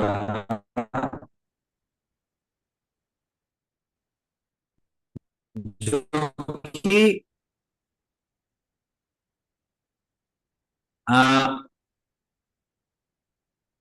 इतना बड़ा भक्त था भगवान का कि बचपन में ही उसको भगवान के दर्शन हो गए। ऐसा कैसे संभव हुआ? ऐसा कैसे कारण संभव हुआ? इसलिए इन 3 श्लोकों में भगवान युधिष्ठिर महाराज की भक्ति के बारे में बताया जाता है। अच्छा, इसका वो भी पढ़ सकते तात्पर्य, प्रभुपाद ने काफी अच्छा तात्पर्य दिए। तात्पर्य, जैसा हमने इस ग्रंथ की भूमिका में कहा है, संसार के समस्त कष्ट सह रहे जन समुदाय के लिए मानव समाज में कृष्ण के विज्ञान की आवश्यकता है और समस्त राष्ट्रों के प्रमुख महापुरुषों से हमारी एक ही विनती है कि वे अपने कल्याण हेतु, समाज के कल्याण हेतु तथा विश्व भर के लोगों के कल्याण हेतु कृष्णा तत्व को ग्रहण करें। यहाँ पर सत्य की प्रतिमूर्ति महाराज युधिष्ठिर के उदाहरण से इसकी पुष्टि होती है। भारत में लोग राम राज्य की लालसा करते हैं क्योंकि भगवान राम आदर्श राजा थे और भारत के सारे राजा या सम्राट पृथ्वी पर जन्म लेने वाले प्रत्येक प्राणी की संपन्नता के लिए विश्व के भाग्य का नियमन करते थे। यहाँ पर प्रजा शब्द महत्वपूर्ण है। इसका व्यक्ति परक आशय है, जिसने जन्म लिया है वह। पृथ्वी पर जीवों की अनेक योनियां हैं, जलचर से लेकर पूर्ण मनुष्यों तक, और वे सभी प्रजा कहलाती हैं। इस ब्रह्मांड के सृष्टा ब्रह्मा जी प्रजापति कहलाते हैं क्योंकि जिन लोगों ने जन्म लिया है उन सबके वे पितामह हैं। इस प्रकार प्रजा शब्द जिस अर्थ में आजकल प्रयुक्त होता है वह उससे अधिक व्यापक अर्थ में प्रयुक्त हुआ है। राजा सभी जीवों, जलचर, पौधे, वृक्ष, सरीसृप, पक्षी, पशु तथा मनुष्य का प्रतिनिधित्व करता है। इनमें से हर एक प्राणी परमेश्वर का अंश है और भगवान का प्रतिनिधि होने के कारण राजा सबों को उचित सुरक्षा प्रदान करने के लिए वचनबद्ध होता है। किंतु आज की चरित्र विहीन प्रशासन पद्धतियों के राष्ट्रपति तथा तानाशाहों के साथ ऐसा नहीं है, जहाँ निम्न पशुओं को कोई सुरक्षा प्रदान नहीं की जाती, जबकि उच्चतर पशुओं को तथाकथित सुरक्षा प्रदान प्राप्त रहती है। लेकिन यह एक महान विज्ञान है जिसे कृष्ण तत्व जानने वाला ही सीख सकता है। कृष्ण के विज्ञान को समझकर कोई भी विश्व का पूर्णतम व्यक्ति बन सकता है और जब तक मनुष्य को इस विज्ञान तत्व का ज्ञान नहीं होता तब तक शिक्षा द्वारा अर्जित सारी उपाधियां तथा स्नातकोत्तर अनुसंधान की संदेह व्यर्थ और निरर्थक होती हैं। महाराज युधिष्ठिर इस कृष्ण तत्व को भलीभांति जानते थे क्योंकि यहाँ पर यह कहा गया है कि इस विज्ञान के निरंतर अनुशीलन से या भगवान कृष्ण की सतत भक्ति में सेवा से उन्होंने राज्य पर शासन करने की योग्यता प्राप्त कर ली थी। कभी कभी पिता अपने पुत्र पर अनावश्यक रूप से निर्दय होते दिखता है, लेकिन इसका अर्थ यह नहीं होता कि पिता ने पिता होने की योग्यता खो दी है। पिता सदा ही पिता रहता है क्योंकि उसके हृदय में पुत्र का हित ही सर्वोपरि होता है। पिता चाहता है कि उसका हर लड़का उससे बढ़कर हो। अतः महाराज युधिष्ठिर जैसे राजा, जो सतोगुण की साक्षात प्रतिमूर्ति थे, चाहते थे कि उनके अधीन सारे लोग विश्व रूप से मनुष्य जिनकी चेतना अधिक विकसित रहती है भगवान कृष्ण के भक्त बने, जिससे वे इस भौतिक संसार की झंझटों से मुक्त हो सकें। उनके शासन का मूल मंत्र था सभी नागरिकों का कल्याण, क्योंकि मूर्तिमंत सत्वगुण होने के कारण वे जानते थे कि नागरिकों की भलाई किसमें है। वे इसी सिद्धांत पर शासन चलाते रहे, इंद्रिय तृप्ति के राक्षसी या आसुरी सिद्धांत पर नहीं। आदर्श राजा के रूप में उनकी कोई निजी आकांक्षा न थी और इंद्रिय तृप्ति के लिए कोई स्थान न था, क्योंकि उनकी सारी इंद्रियां सदा परमेश्वर की प्रेममय सेवा में लगी रहती थी, जिसमें जीवों की आंशिक सेवा सम्मिलित है, क्योंकि जीव परम पूर्ण के अंश रूप है। जो लोग पूर्ण को छोड़कर केवल अंश की सेवा में व्यस्त रहते हैं वे केवल अपने समय तथा शक्ति दोनों का अपव्यय ही करते हैं। जिस तरह कोई मनुष्य जड़ों को न सींचकर वृक्ष की पत्तियों को सींचे। यदि जड़ों में पानी डाला जाता है तो पत्तियां स्वतः पूरी तरह सजीव रहती हैं, किंतु यदि केवल पत्तियों पर जल डाला जाए तो सारी शक्ति व्यर्थ जाती है। अतः महाराज युधिष्ठिर भगवान की सेवा में सदा लीन रहते थे और इस प्रकार से भगवान के अंश रूप सारे जीव उनके सतर्क शासन के अंतर्गत जीवन की सारी सुविधा प्राप्त करते थे और अगले जीवन में उनकी उन्नति होती थी। राज्य प्रशासन की पूर्ण व्यवस्था की यही विधि होती है। हरे कृष्णा प्रभु जी। धन्यवाद। तो इस तरह से हम देख सकते हैं कि प्रभुपाद यहाँ पर फिर से एक अच्छे राजा के बारे में बता रहे हैं, क्योंकि राजा के ऊपर बहुत सारी चीज डिपेंड करती है, बहुत सारी चीज डिपेंड करती है। जैसे राजा अगर मान लीजिए कैसा है, धर्मज्ञ है और वो सारे लोगों को और सारे जीवों को सुरक्षा प्रदान कर रहा है, तो लोग आराम से भक्ति कर सकते हैं। अगर वो नहीं करता है तो प्रजा को ऑटोमेटिकली अपनी खुद की रक्षा के लिए हथियार उठाना पड़ता है। और जो हिंसा है, हिंसा भक्ति के लिए बहुत कंड्यूसिव नहीं है, अच्छी नहीं है। इसलिए पहले जमाने में बहुत ऋषिगण परिश्रम करते थे एक अच्छे शासक को ढूंढने के लिए, बहुत परिश्रम किया जाता है कि कोई एक राज ऋषि मिल जाए तो सब लोग अच्छे से भक्ति कर सकते हैं। लेकिन अगर राज ऋषि नहीं होता है तो फिर भक्ति करना बहुत मुश्किल हो जाता है। क्योंकि अगर मान लीजिए जो शासक है, जैसे हम लोग के जो प्रीवियस शासक थे भारत में, तो वो लेडी ने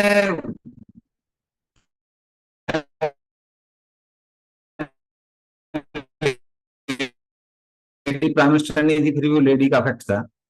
वो लेडी ने कि इंडिया बीफ प्रोडक्शन में नंबर 1 बन गया था पूरे विश्व में।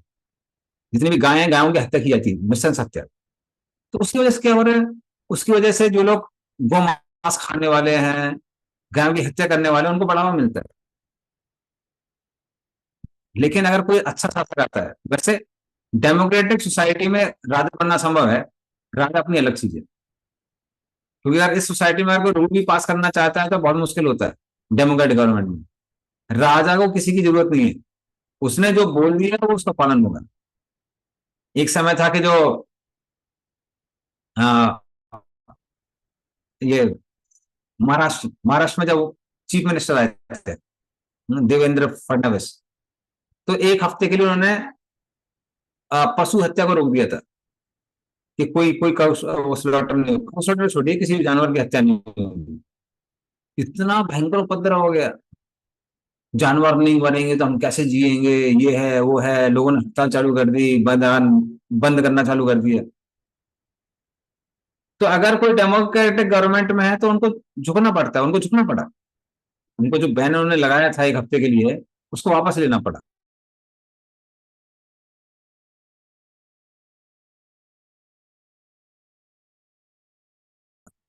लेकिन हमने जो बोल दिया वही बोले। इसलिए अच्छा शासक बहुत महत्वपूर्ण है, जो शासन करने वाला है। शासन करने वाला जो प्रमोट करता है डायरेक्टली इनडायरेक्टली, जो साधारण प्रजा है, साधारण प्रजा मूर्ख ही होती है। उनको जो आप प्रमोट करेंगे वो उसको ग्रहण करेंगे। इसलिए युधिष्ठिर महाराज का जो काल था वो वैष्णवों के लिए, कृष्ण भक्तों के लिए बहुत अच्छा काल था। और इसीलिए कृष्ण ने युधिष्ठिर महाराज को उनके पद पर रखा था। तो ऐसा नहीं है कि दुर्योधन वगैरह धर्म अर्थ काम मोक्ष में एक्सपर्ट नहीं थे, वो बहुत एक्सपर्ट थे।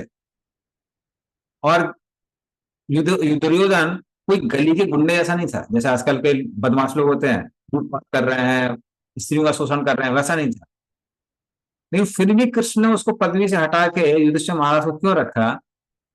क्योंकि राजा के जो वैल्यू सिस्टम होती है, प्रजा के अंदर भी वो वैल्यू सिस्टम डायरेक्टली इनडायरेक्टली आ जाती है। तो अगर राजा कृष्ण भक्ति को प्रमोट करेगा तो प्रजा भी उसको ग्रहण करेगी। तो वही प्रभुपाद जी बता रहे हैं कि इसको प्रभुपाद बार बार एम्फेसाइज करते हैं। ऑफकोर्स एक चीज, एक सत्य है कलयुग में कि कलयुग वासी उसके लायक नहीं है। इसलिए जो राजऋषि हैं अभी सूर्यवंश के और चंद्रवंश के जो आखिरी राजा हैं, वो अभी भी व्यासदेव के पास कलाग्राम में तपस्या कर रहे हैं। जब सत्ययुग आ जाएगा तो वो लोग वापस आ जाएंगे। तो एक अच्छा शासक के बिना भक्ति करना बहुत मुश्किल होता है, खासकर जब लोगों को चिंता अपने सेल्फ प्रिजर्वेशन की लगी रहती है, कोई हमको मार देगा, ये कर देगा, वो कर देगा, तो बाकी चीजों में ध्यान जाता ही नहीं। ठीक है, तो अभी नेक्स्ट श्लोक में चलते हैं हम लोग। अगले 2 श्लोकों में भी युधिष्ठिर महाराज के राज्य के बारे में आता है।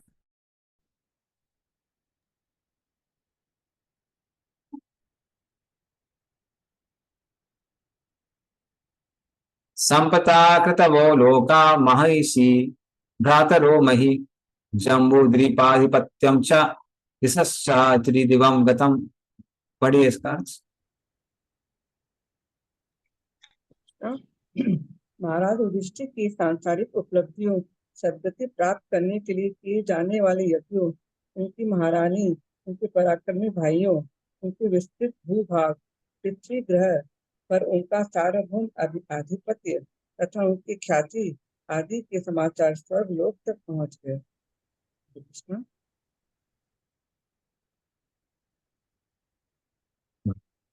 तो इस तरह से युधिष्ठिर महाराज के पास वो ऐश्वर्य था जो देवताओं को भी नहीं मिलता है।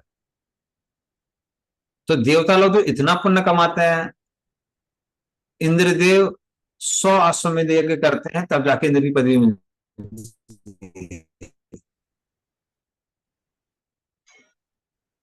युधिष्ठिर महाराज ने ज्यादा से ज्यादा सिर्फ 3-4 ही अश्वमेध यज्ञ, क्योंकि वो भगवान के भक्त हैं।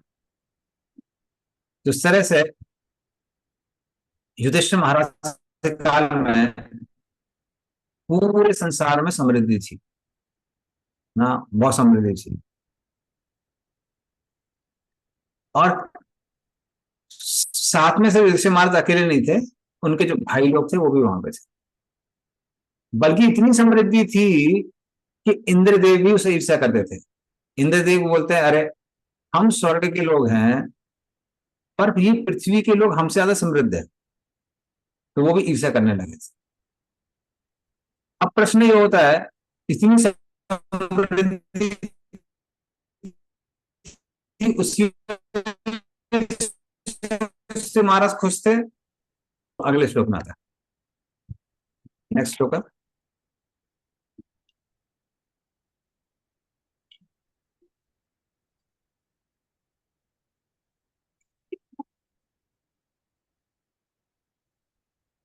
किं ते कामः सुरस्पारः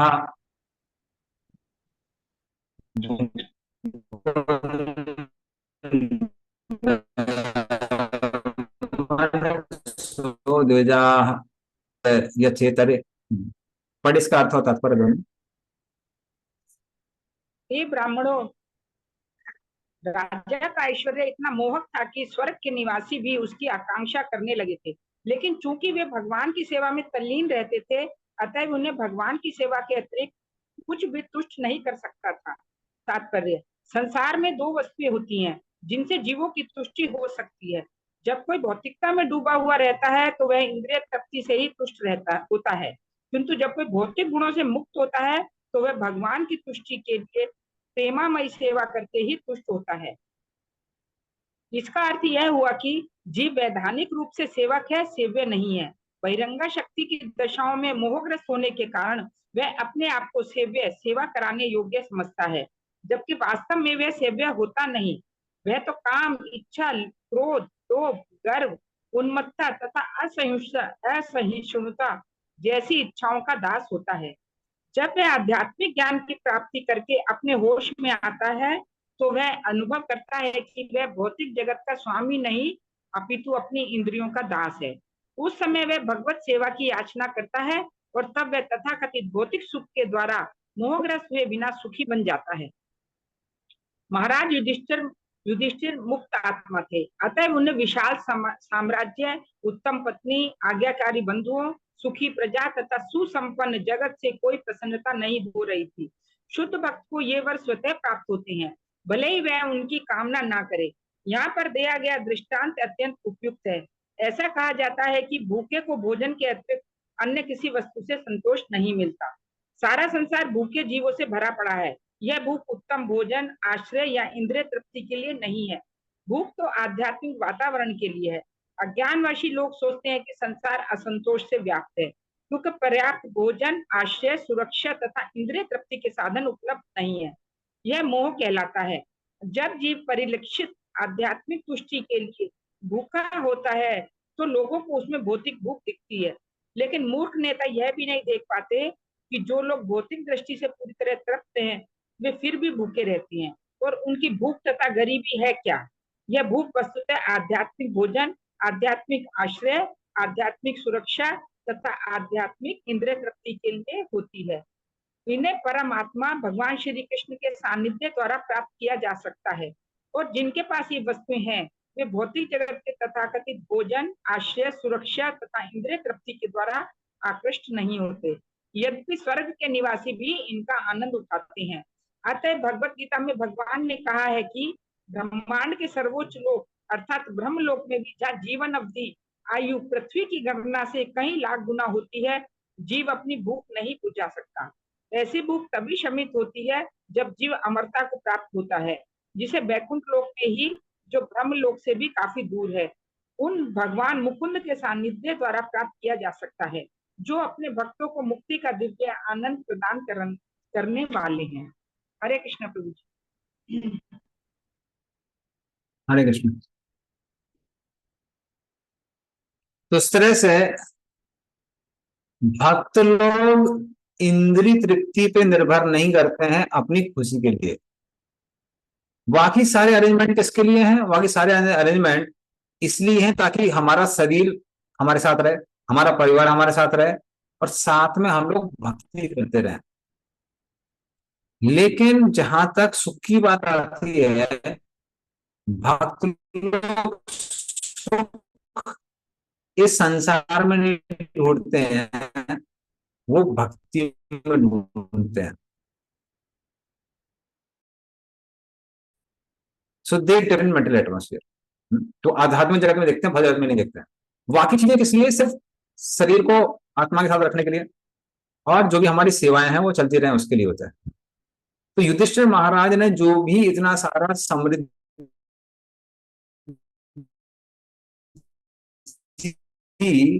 पूरे संसार को वो अपने लिए नहीं इकट्ठा किया हुआ था कि हाँ बहुत बढ़िया है, अच्छी पैदावार होगी, खनिज पदार्थ आएंगे तो हमको टैक्स अच्छा मिलता रहेगा, टैक्स मिलता रहेगा तो हम खूब एंजॉय करेंगे, उसके लिए नहीं था। या फिर सबको पता चलेगा, इंद्र को भी पता चलेगा कि हम कितने बड़े राजा हैं, नहीं, उसलिए नहीं। वो सिर्फ क्योंकि कृष्ण ने हमको सेवा दी, हम ये सेवा करेंगे, ये हमारे कृष्ण के लिए सेवा है। लेकिन जहां तक खुद युधिष्ठिर महाराज आनंद लिया करते थे, तो ये एक आदर्श राजा ही नहीं, हर एक आदर्श भक्त की निशानी है कि हम लोग खुशी कहां ढूंढते हैं? भगवान की भक्ति में। बाकी चीज हम लोग करते हैं मात्र भगवान की सेवा चलती रहे और शरीर चलता रहे, इसके लिए। ठीक है, तो ये युधिष्ठिर महाराज के बारे में आता है। अब आज सीधे वो पहुंचते हैं परीक्षित महाराज के पास। तो नेक्स्ट श्लोक से परीक्षित महाराज का विवरण है।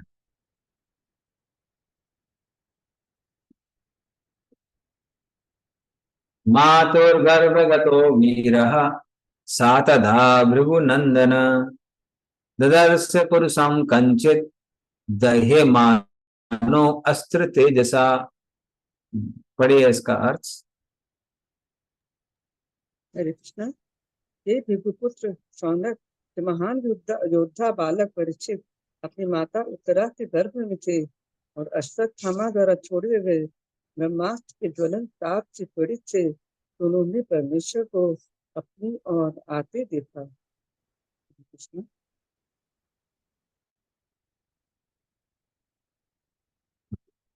तो यहाँ पर परीक्षित महाराज के श्लोक में परीक्षित महाराज की भक्ति के बारे में यहीं से बताया जा रहा है। क्या बताया जा रहा है? कि जब परीक्षित महाराज अपने माता के गर्भ में थे तो उनको ब्रह्मास्त्र आके जलाने लगा।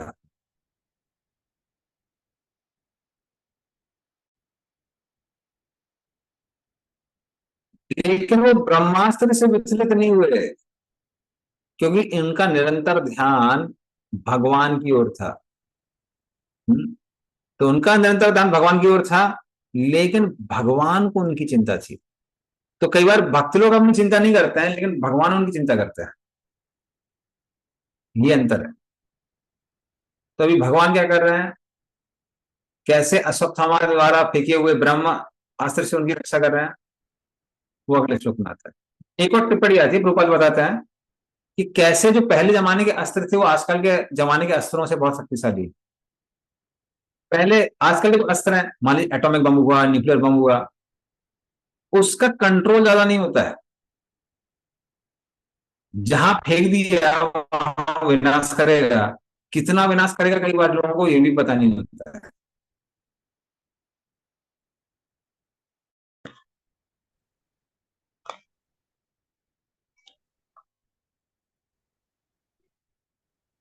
जिन लोगों ने कहा कि वो इतना विध्वंस करेगा, हिरोशिमा नागासाकी को फेंकते नहीं। लेकिन जहां तक ब्रह्मास्त्र की बात आती है, ब्रह्मास्त्र पूरे ब्रह्मांड का विनाश भी कर सकता है, और बिना माता को हानि पहुंचाए हुए शिशु को भी नष्ट कर सकता है। तो ये ब्रह्मास्त्र की शक्ति है, जो कि आजकल के अस्त्र शस्त्रों से बहुत ज्यादा शक्तिशाली।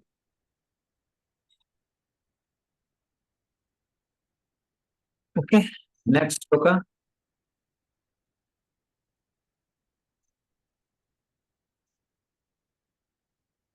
इस श्लोक में परमात्मा का डिस्क्रिप्शन आता है। परमात्मा नहीं बोले, कृष्ण का। कृष्ण की का क्या कितनी साइज था, जनरली कहते हैं परमात्मा को इतनी होता है, तो उसका डिस्क्रिप्शन आता है।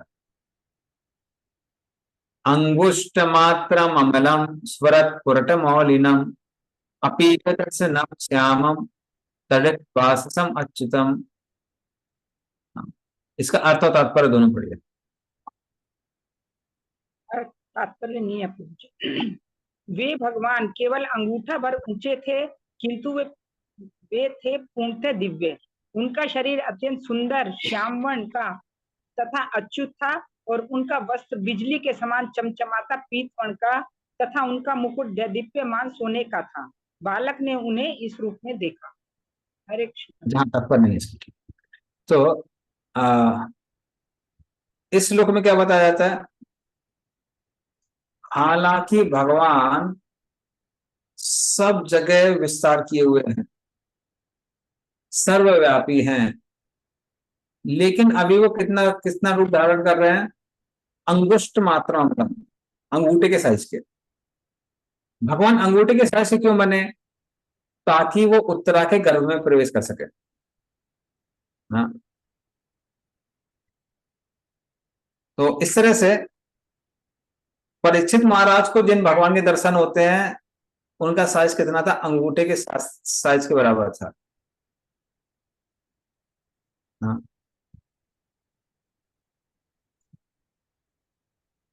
तो इसलिए अगर साधारण लोग उनको देखते तो वो देख नहीं पाते, वो समझ नहीं पाते। लेकिन परीक्षित महाराज उनको उस साइज में देख पा रहे थे। और वो कैसे देख रहे थे, अपील दर्शनम,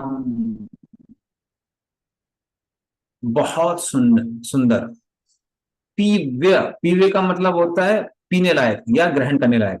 वो इतने सुंदर थे, कोई व्यक्ति ग्रहण ही नहीं कर पाएगा, बाप रे इतने सुंदर है, इस तरह से। अपीव्य दर्शनम, अपीव्य दर्शनम। फिर और क्या लिखा हुआ है, मौली, अर्थात उन्होंने सोने का मुकुट पहना हुआ था। फिर वो कैसे थे, श्यामम, उनका जो रूप था वो श्याम वर्ण के थे, जैसे गहरे नीले रंग का, उसको श्याम वर्ण कहते हैं। जैसे आजकल जो बादल आ रहे हैं आसमान में आप देखेंगे वो श्याम वर्ण, तो वैसे वो दिखाई दे रहे थे। उनके जो कपड़े थे वो कैसे थे, तड़िद, तड़िद वाससम, जैसे बिजली गिरती है, बिजली का जो रंग था वैसे ही उनके क्या थे, कपड़े थे। और वो तो हमने बताया, स्फुट पुरट मौलिनम, सोने का मुकुट पहने हुए थे। तो इस तरह से वो वहां प्रकट हुए। तड़ित वास्तव का एक मतलब और है कि वो कपड़े पहने हुए प्रकट हुए, उस तरह से प्रकट हुए जैसे बिजली आकाश में प्रकट होती है, वैसे प्रकट हुए। और बिजली क्या करती है? हाँ, तो बिजली जब आती है तो वो पूरे वन को जलाने लगती है। लेकिन उसके बाद में आता है बादल। बादल आके ऐसी बारिश करता है कि वन में लगी हुई अग्नि कैसे हो जाती है, बच जाती है। तो जब वन में अग्नि लगती है, जलती है, तो बड़े बड़े जानवर जैसे हाथी इत्यादि, ये सब भी बहुत संतप्त हो जाते हैं, परेशान होने लगते हैं। लेकिन जब बारिश होती है, बारिश उस आग को जलाती है और वो जानवर क्या होता है, बच जाते हैं। तो यहां पर परीक्षित महाराज की तुलना की गई है हाथी के बच्चे से। फिर ब्रह्म जो अग्नि है, वो किसकी अग्नि है? वो ब्रह्मास्त्र की अग्नि है। और भगवान जो आ रहे हैं वो कैसे हैं? घन श्यामम, वो उस बादल की तरह हैं जो आके बारिश करते हैं और परीक्षित की रक्षा करते हैं। हम लोग भी बोलते हैं संसार दावान लीदलों का त्राणाय कारुण्य घना घनत्वम प्राप्त। तो इस तरह से हम लोग भी क्या संसार में भौतिक क्लेशों के कारण कर रहे हैं, और भगवान आके क्या करते हैं? उसको समन करते हैं, बारिश करते हैं। किसके माध्यम से? गुरु के माध्यम से। चलिए, ओके, नेक्स्ट श्लोक में चलते हैं हम लोग। श्लोक नंबर 9।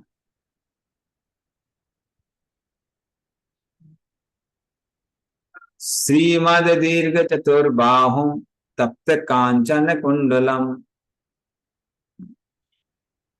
शतजाक्षम गदा पाणिम आत्मना सर्वतो दिशम परिभ्रमंत मुल्काभाम भ्रामयंतम गदा मुहु। और भगवान क्या कर रहे हैं, क्या उनकी क्रियाएं हैं, वो इस श्लोक में आती है। पढ़िए इसका भी अर्थ। हरे कृष्ण। भगवान 4 भुजाओं से युक्त थे, उनके कुंडल सोने के थे तथा आंखें क्रोध से रक्त जैसी लाल थी। जब वे चारों ओर घूमने लगे तो उनकी गदा उनके चारों ओर गिरते तारे उल्का की भांति निरंतर चक्कर लगाने। इसका तात्पर्य पढ़िए माताजी, तात्पर्य। तात्पर्य, ब्रह्म संहिता में कहा गया है कि परम ईश्वर गोविंद अपने एक पूर्ण अंश से ब्रह्मांड मंडल में प्रवेश करते हैं और वे अपने आप परमात्मा रूप में न केवल प्रत्येक जीव के हृदय में अपितु भौतिक तत्वों के प्रत्येक परमाणु में प्रवेश कर जाते हैं। इस प्रकार भगवान अपनी अचिंत्य शक्ति से सर्वव्यापी हैं और इस तरह वे अपने प्रिय भक्त महाराज परीक्षित की रक्षा करने के लिए उत्तरा के गर्भ में प्रविष्ट हुए। भगवत गीता में भगवान हर एक को आश्वस्त करते हैं कि उनके भक्तों का कभी भी विनाश नहीं होता। कोई भी भगवान के भक्त को नहीं मार सकता, क्योंकि भगवान उसकी रक्षा करते हैं और भगवान जिसे मारना चाहते हैं उसे कोई नहीं बचा सकता। भगवान सर्वशक्तिमान है, अतः वे चाहे तो मार भी सकते हैं और बचा भी सकते हैं। वे उस विषम परिस्थिति में भी, उत्तरा के गर्भ में भी, अपने भक्त महाराज परीक्षित को ऐसे रूप में दिखाई पड़े जो उनकी दृष्टि के अनुरूप था। भगवान हजारों ब्रह्मांडों से भी बृहत रूप धारण कर सकते हैं और साथ ही परमाणु से भी लघु बन सकते हैं। दयालु तो वे हैं ही, अतः वे जीव की सीमित दृष्टि के अनुरूप बन जाते हैं। वे असीम है, वे हमारी किसी गणना की परिधि से सीमित नहीं है। वे हम जितना सोच सकते हैं उससे भी अधिक विशाल और हमारी चिंतन शक्ति से भी अधिक लघु बन सकते हैं, किंतु प्रत्येक दिशा में वे वही सर्वशक्तिमान भगवान बने रहते हैं। उत्तरा के गर्भ में अंगूठे के तुल्य विष्णु में तथा वैकुंठ धामवासी पूर्ण नारायण रूप में कोई अंतर नहीं है। वे अपने विभिन्न असमर्थ भक्तों की सेवा स्वीकार करने के लिए भी अर्चा विग्रह रूप स्वीकार करते हैं। अर्चा विग्रह अर्थात भौतिक तत्वों से बने भगवान के रूप की कृपा से भौतिक जगत के सारे भक्त सरलता से भगवान तक पहुंच सकते हैं, यद्यपि वे भौतिक इंद्रियों द्वारा आज्ञा हैं। अतएव अर्चा विग्रह भगवान का पूर्ण आध्यात्मिक स्वरूप है, जिसे भौतिक भक्त देख सकते हैं। भगवान के ऐसे अर्चा विग्रह को कभी भौतिक नहीं माना जाता। यद्यपि बद्ध जीवों के लिए पदार्थ तथा आत्मा में काफी अंतर होता है, किंतु भगवान के लिए पदार्थ तथा आत्मा में कोई अंतर नहीं होता। भगवान के लिए सारा अस्तित्व केवल आध्यात्मिक है, और इसी प्रकार भगवान के साथ घनिष्ठ संबंध रखने वाले शुद्ध भक्त के लिए आध्यात्मिक अस्तित्व के अतिरिक्त कोई कुछ नहीं होता। हरे कृष्णा। हरे कृष्ण। तो श्लोक में विवरण आता है, श्रीमद दीर्घ चतुर्बाहु, भगवान कितने हाथ थे? चतुर्बाहु थे, चार हाथ थे। तब तक कंचन कुंडलम, कान में उन्होंने सोने के कुंडल पहने हुए थे। हाँ, क्षतज आक्षम, क्षतज आक्षम, उनकी आंखें एकदम कैसी थी? लाल लाल। अक्षम मतलब आंखें। क्यों आंखें लाल थी? क्योंकि वो ब्रह्मास्त्र को देख के बहुत गुस्सा थे कि ये ब्रह्मास्त्र मेरे भक्त का नाश कैसे कर सकता है। इसलिए उन्होंने क्या किया था? गदा पाणिम आत्मनः, अपने हाथ में गदा का धारण किया हुआ था। और वो क्या कर रहे थे? प्रतिभ्रंतम उल्काभाम भ्रामयंतम गदा, बार बार गदा को ऐसे हिला रहे थे जैसे उल्का पिंड आकाश में दिखाई देता है। आकाश में जब उल्का पिंड गिरता है तो बहुत लाइट जलती है, मेटेओर, उल्का पिंड। तो वो गदा को भी वैसे ही हिला रहे थे। इस तरह से वो परीक्षित महाराज की रक्षा कर रहे थे। तो प्रभुपाद बोलते हैं कि यहाँ पर भगवान हमेशा भक्तों की रक्षा करते हैं, लेकिन हम देखते हैं जब परीक्षित महाराज को श्रृंगी का श्राप मिलता है तब भगवान रक्षा नहीं करते हैं। इसका मतलब क्या है? कि भगवान भक्तों के साथ में वही करता है जो भक्तों के लिए उचित है, जो उनके लिए अच्छा है। जैसे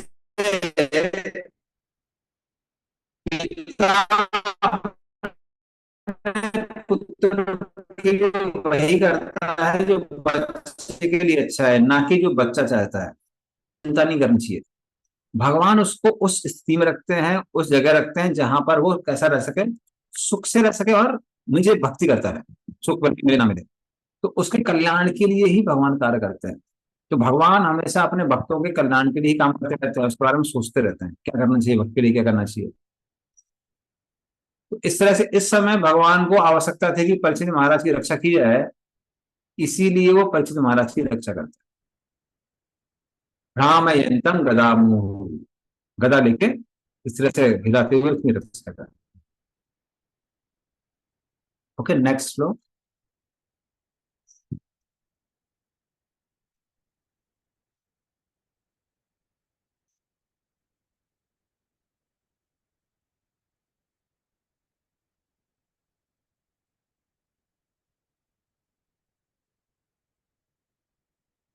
अस्त्र तेज स्वागदया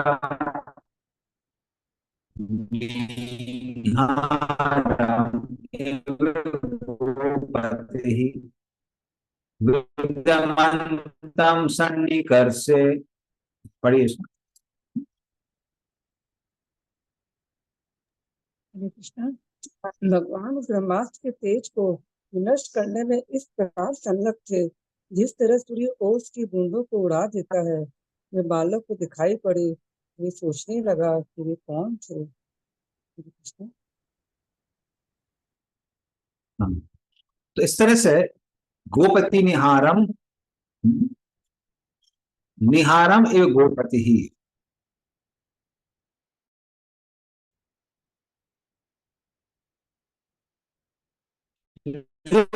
अस्त्र था, अस्त्र का जो तेज था, अस्त्र तेजा स्वगदया, भगवान की जो गदा था, गदा सूरज के आने पे जो कोहरा होता है सर्दियों के दिन में वो छट जाता है, उसी दिन में छट जाता है। उसी तरह से भगवान ऐसे गदा घुमा रहे थे और उसके गदा के घुमाने से जो ब्रह्मास्त्र की अग्नि थी वैसी ही छट गई, जैसे कोहरा छट जाता है। तो जब परीक्षित ने देखा अरे किसी ने मेरी रक्षा की है, तब वो पूछने लगे, सोचने लगे कौन है वो व्यक्ति जिसने इस तरह से मेरी रक्षा की है। हाँ, और इसी वजह से जब परीक्षित महाराज अपने माता के गर्भ से बाहर आते हैं तो हर किसी की परीक्षा लेने लगते हैं। क्या ये वो व्यक्ति है जिसने मेरी रक्षा की थी? क्या वो व्यक्ति है जिसने मेरी रक्षा करने की थी? और क्योंकि वो सबकी परीक्षा कर रहे थे इसलिए उनका नाम क्या पड़ जाता है? परीक्षित। तो इस तरह से उनको परीक्षित नाम प्राप्त होता है। चलिए अगला, नेक्स्ट। विदूय तद में आत्मा भगवान धर्म गुप्त विभु मिशतो दस मासस्य तत्रैवांतर्ददे हरिः। पढ़िए इसको। इस प्रकार बालक के देखते देखते प्रत्येक जीव के परमात्मा तथा धर्म के पालक पूर्ण पुरुषोत्तम भगवान, जो सारी दिशाओं में व्याप्त हैं और काल तथा देश की सीमाओं से परे हैं, तुरंत अंतर्ध्यान हो गए। हरे कृष्ण। हरे कृष्ण। तो इस तरह से धर्म गुप, हाँ, तो वो भगवान जो हमेशा अपने भक्तों से प्रेम करते हैं और उनकी रक्षा करते हैं, तो उन्होंने उस परीक्षित को आ, अपना दर्शन दिया, जो मात्र कितने थे? दशम आसस्य, मात्र 10 दिन के ही थे। और फिर भगवान क्या कर जाते हैं? वहां से अदृश्य हो जाते हैं। क्यों अदृश्य हो जाते हैं? कैसे अदृश्य हो जाते हैं? विभु, वो भगवान है, जब चाहे जहां आते हैं, जहां जब चाहे गायब हो जाते हैं। तो वो वहां पर क्यों आए थे? हाँ, परीक्षित की रक्षा करने के लिए आए थे। अभी बिना वहां पर आए हुए भी परीक्षित की रक्षा कर सकते थे, लेकिन वो एक और कारण से परीक्षित के सामने आए थे। क्या कारण था? तत्रैवांतर दधे हरिही, परीक्षित महाराज के मन को हरने के लिए आए थे। हाँ, इसलिए कृष्ण को क्या बोलते हैं? चित चोर कहते हैं, जो व्यक्ति की चेतना या मन को चुरा लेता है। तो चोर का काम क्या होता है? चोर एक स्थान पे आता है और फिर गायब हो जाता है सामान लेकर। उसी तरह से भगवान क्या करते हैं? वहां प्रकट होते हैं, परीक्षित महाराज के मन को चुराते हैं, अपने उनके माता के गर्भ में प्रवेश करके, और फिर वहां से गायब। तो इस तरह से भगवान परीक्षित महाराज के मन को चुरा के भाग जाते हैं वहां से। चलिए ठीक है, नेक्स्ट।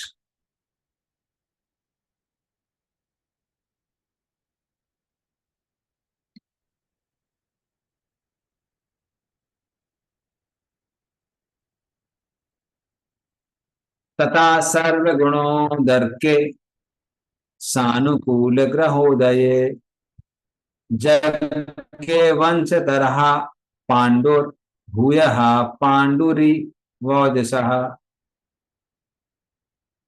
पढ़िए इसको, इसका अर्थ। तत्पश्चात जब क्रमशः सारी राशि बड़ी मत जी आप।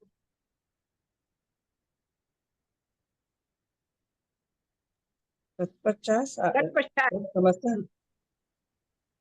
सारी पढ़िए राशि माता तथा जी। नक्षत्रों से शुभ लक्षण प्रकट हुआ है, तब पांडु के उत्तराधिकारी का जन्म लिया, तो पराक्रम में उन्हीं के समान होगा।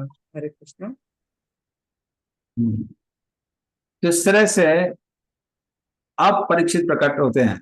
वो परीक्षित जो पांडु कुल में आते हैं, हाँ, तो ज्ञाने यज्ञ वंशधरा पांडुर, पांडु के वंश में आते हैं। और भूया पांडुर एक और दिशा, उनमें शक्ति भी किसके जैसी थी? पांडु जैसी ही थी।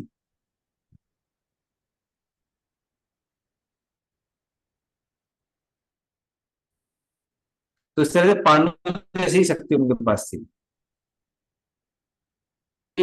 सम्राट हुआ करते थे। तो पांडु इतने शक्तिशाली थे कि उन्होंने सारी दिशाओं को जीता हुआ था। इसलिए वो कौन थे? वो सम्राट थे। बाद में युधिष्ठिर महाराज सम्राट बनते हैं। तो इस तरह से परीक्षित महाराज के अंदर भी वो सम्राट बनने की शक्ति थी, किसके जैसी? पांडु जैसी। अच्छा, इसका तात्पर्य भी पढ़ सकते हैं, भक्तों के लिए प्रभुपाद ने कुछ इंस्ट्रक्शन दिए हुए हैं।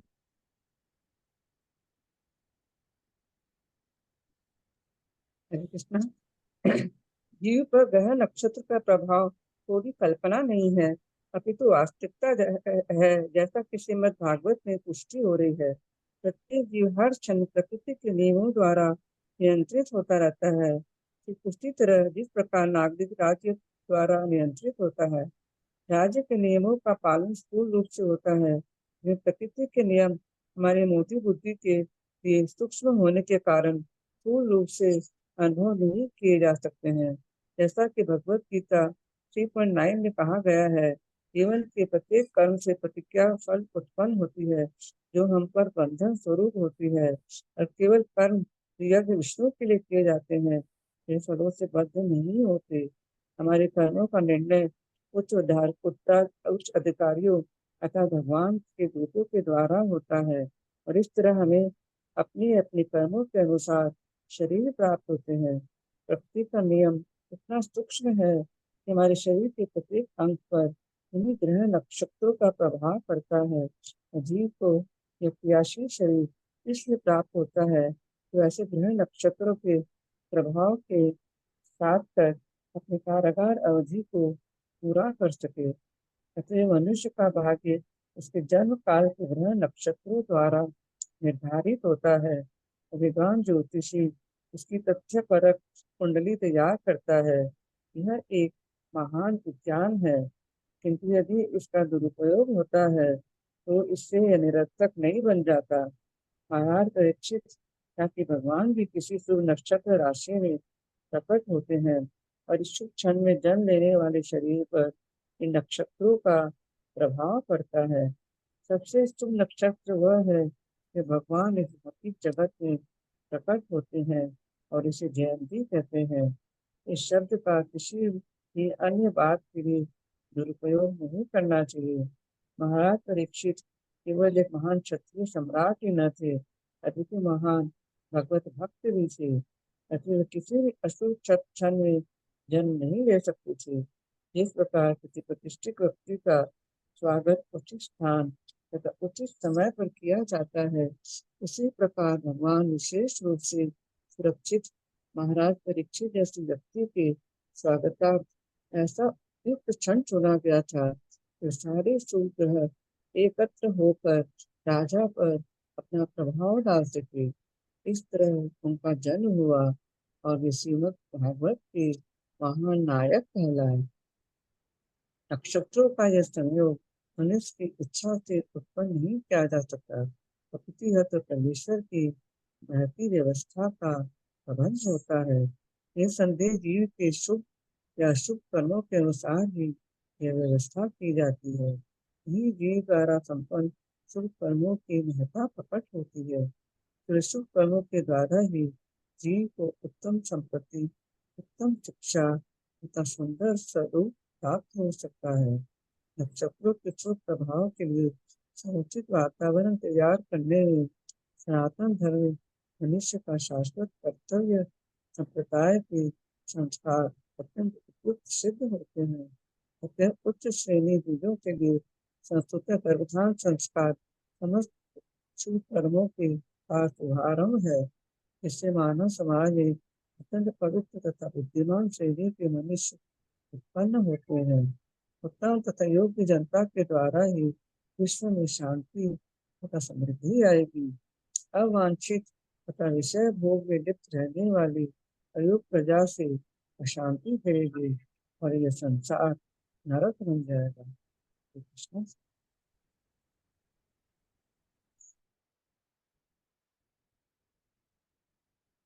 हरे कृष्ण। तो इसमें प्रभुपाद एस्ट्रोलॉजी पे जोड़ दे रहे हैं खासकर। तो प्रभुपाद का रिकमेंडेशन था कि जो कुछ समय खासकर एस्ट्रोलॉजिकल कैलकुलेशन करनी चाहिए, एक जन्म के समय, विवाह के समय। तो बहुत ज्यादा डिपेंडेंस होना जरूरी नहीं है या फिर अच्छा नहीं है, लेकिन वक्त लोगों को हर कोई बच्चा होता है तो उसका जन्मपत्री बनाना चाहिए और विवाह के सामने चंद्र जन्मपत्री वगैरह दिखाना चाहिए। तो ये प्रभुपाद का रिकमेंडेशन है। तो प्रभुपाद चाहते थे कि भक्त लोग धीरे धीरे, जैसे कम्युनिटी हमारे इस्कॉन की बढ़ेगी, तो जो 10 वक्त संस्कार है वो उसका भी भक्त लोग तैयारी में पालन करेंगे। तो हालांकि अभी इम्प्लीमेंट हो गया है बहुत जगह, जैसे कलकत्ता में भी आपके बहुत सारे भक्त हैं जो संस्कार रस करते हैं, कलकत्ता के अंदर है, पूना, बॉम्बे, साउथ इंडिया बहुत जगहों पे है। तो कई भक्त लोग, गृहस्थ लोग हैं, वो कर रहे हैं। तो प्रभुपाद चाहते थे कि कुछ भक्त लोग ऐसा करें। ठीक है, नेक्स्ट अगला।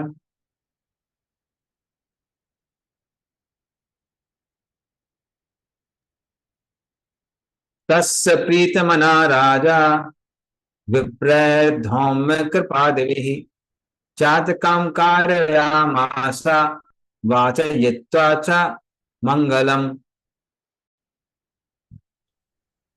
महाराज परीक्षित के जन्म से अत्यंत संतुष्ट हुए राजा युधिष्ठिर ने जात संस्कार करवाया।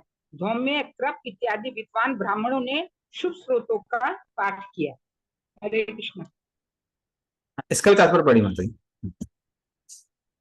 तात्पर्य, वर्णाश्रम धर्म में वर्णित संस्कारों को संपन्न कराने में निपुण हो ऐसे श्रेष्ठ तथा बुद्धिमान ब्राह्मणों की आवश्यकता है। जब तक ये संस्कार संपन्न नहीं कराए जाते तब तक अच्छी संतान की संभावना नहीं है।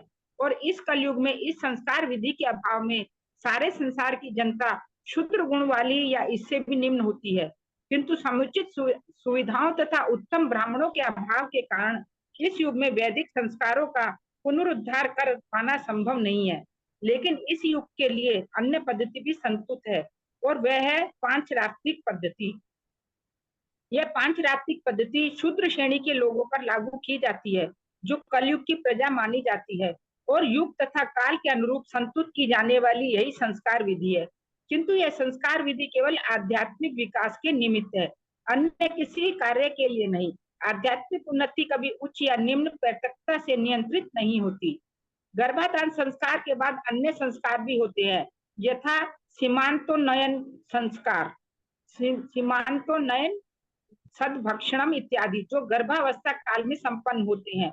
और जब शिशु का जन्म होता है तो सबसे पहला संस्कार जात कर्म है। यह संस्कार महाराज युधिष्ठिर द्वारा राज पुरोहित धौम्य तथा महान सेनापति एवं पुरोहित कृपाचार्य जैसी योग्य ब्राह्मणों की सहायता से संपन्न कराया गया। महाराज युधिष्ठिर ने इन दोनों विद्वान तथा योग्य पुरोहितों की सहायता के लिए तमाम उत्तर ब्राह्मणों को लगाकर यह उत्सव संपन्न कराया। अतः सारे संस्कार अर्थात शुद्धिकरण की विधियां मात्र औपचारिकता है या सामाजिक उत्सव ही नहीं, अपितु ये व्यवहारणीय है और धौम्य तथा कृप जैसे योग्य ब्राह्मणों द्वारा सफलता पूर्वक संपन्न कराए जाते हैं। इस युग में ऐसे ब्राह्मण न केवल विरले हैं अपितु उपलब्ध भी नहीं होते। अतः इस पतित युग में आध्यात्मिक उन्नति के लिए गोस्वामी जन वैदिक अनुष्ठानों की अपेक्षा पांचरात्रिक सूत्रों को वरीयता प्रदान करते हैं। कृपाचार्य महर्षि सर्दवन के पुत्र थे और गौतम के वंश में उत्पन्न हुए थे। उनका जन्म एक अकस्मात घटना कही जाती है। संयोगवश महर्षि सर्दवन की भेंट जनपदी नामक स्वर्ग की एक सुप्रसिद्ध अप्सरा से हुई तो सर्दवन का वीर्य दो भागों में बट गया। एक भाग तुरंत बालक बन गया और दूसरा बालिका। इस प्रकार जुड़वा बच्चे उत्पन्न हुए। बालक कृप नाम से और बालिका कृपी नाम से विख्यात हुई। महाराज शांतनु को जंगल में शिकार करते समय ये शिशु मिले और घर लाकर संस्कार कराकर उन्हें ब्राह्मण पद प्रदान किया। बाद में कृपाचार्य द्रोणाचार्य के समान महान सेनापति बने और उनकी बहन कृपी द्रोणाचार्य को ब्याह दी गई। कालांतर में कृपाचार्य कुरुक्षेत्र के युद्ध में सम्मिलित हुए और दुर्योधन के दल में चले गए। कृपाचार्य महाराज परीक्षित के पिता अभिमन्यु को मारने में सहायक बने, किंतु द्रोणाचार्य के ही समान महान ब्राह्मण होने के कारण वे अभी भी पांडव कुल द्वारा सम्मानित थे। जब दुर्योधन से दूध क्रीड़ा में हारकर पांडव वन चले गए तो धृतराष्ट्र ने उनके मार्गदर्शन के लिए कृपाचार्य को नियुक्त किया। युद्ध समाप्त होने पर कृपाचार्य पुनः राज्यसभा के सदस्य बन गए और महाराज परीक्षित के जन्म के समय जन्मोत्सव को सफल बनाने के लिए उन्हें वेद मंत्रोच्चारण करने के लिए आमंत्रित किया गया। जब महाराज युधिष्ठिर जब राजप्रसाद त्याग कर हिमालय के लिए महाप्रयाण करने लगे तब वे महाराज परीक्षित को शिष्य रूप में कृपाचार्य को ही सौंप गए और उन्होंने संतुष्ट होकर घर का त्याग किया, क्योंकि महाराज परीक्षित का भार कृपाचार्य ने संभाल लिया था। बड़े बड़े शासक, राजा तथा सम्राट तक कृपाचार्य जैसे विद्वान ब्राह्मणों के मार्गदर्शन में रहते हुए समुचित रूप से राजनीतिक उत्तरदायित्व निभाते थे। हरे कृष्ण। हरे कृष्ण। तो हम लोग देखते हैं फिर क्या होता है। हाँ, तो इस श्लोक में 13 नंबर श्लोक में बताया जाता है कैसे धौम ऋषि कौन है? धौम ऋषि पांडवों के एक्चुअली स्पिरिचुअल मास्टर है। धौम ऋषि ने ही वनवास के समय, और वनवास के समय पूरे 14 वर्ष उनके साथ में रहे धौम ऋषि। सॉरी, 12 वर्ष का वनवास और 1 वर्ष का अज्ञातवास, तो इसमें पूरे में धौम ऋषि उनके साथ में रहे। तो धौम ऋषि उनके वो है स्पिरिचुअल मास्टर। उन्होंने वो फर्स्ट को बनाया, और साथ में कौन थे? कृपाचार्य। तो पहले द्रोणाचार्य मेन सलाहकार थे हस्तिनापुर में, और महाभारत के युद्ध के बाद में कौन बचे? कृपाचार्य। तो कृपाचार्य उनके कुलगुरु कृपाचार्य, लेकिन स्पिरिचुअल मास्टर कौन है? धौम ऋषि। इन दोनों ने मिलके क्या बनाया? इन दोनों ने मिलके ये उनका हॉरोस्कोप बनाया। और प्रभुपाद बताते हैं फिर से कि कैसे भक्त लोग हैं उनको सारे संस्कार से अच्छे से करने चाहिए। और प्रभुपाद एक और पॉइंट बोलते हैं, बहुत इंपॉर्टेंट पॉइंट, कि कलयुग में से ब्राह्मण नहीं है, इसलिए वैदिक विधि करना संभव नहीं है। किंतु भक्त लोग वर्णाश्रम सिस्टम में जो से ऊपर जो आता है पंचरात्र की विधि, उसका आश्रय ले सकते हैं। पंचरात्र की विधि के बारे में सदानंद गोस्वामी लिखते हैं कि जिस तरह से जो बेल मेटल होता है, कांसा, कांसे में अगर मान लीजिए आप मरकरी को ऐड कर देते हैं, उससे सोना बन जाता है।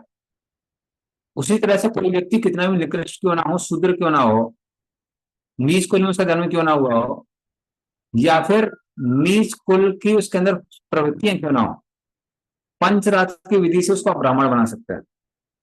पर प्रभुपाद यहाँ पे क्या लिख रहे हैं कि ब्राह्मण वो किस लिए बनता है? मात्र डीटी वर्षिप के लिए।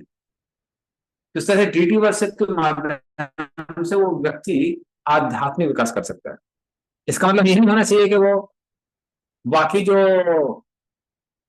वैदिक अनुष्ठान है, अश्वमेध यज्ञ, गोमेध यज्ञ, ये वो करना चालू कर दे, वो नहीं। क्या कर सकता है? वो डीटी वर्षिप कर सकता है, 10वें संस्कार कर सकता है। तो 10वें संस्कार और डीटी वर्षिप ये भक्त लोग कर सकते हैं किसके माध्यम से?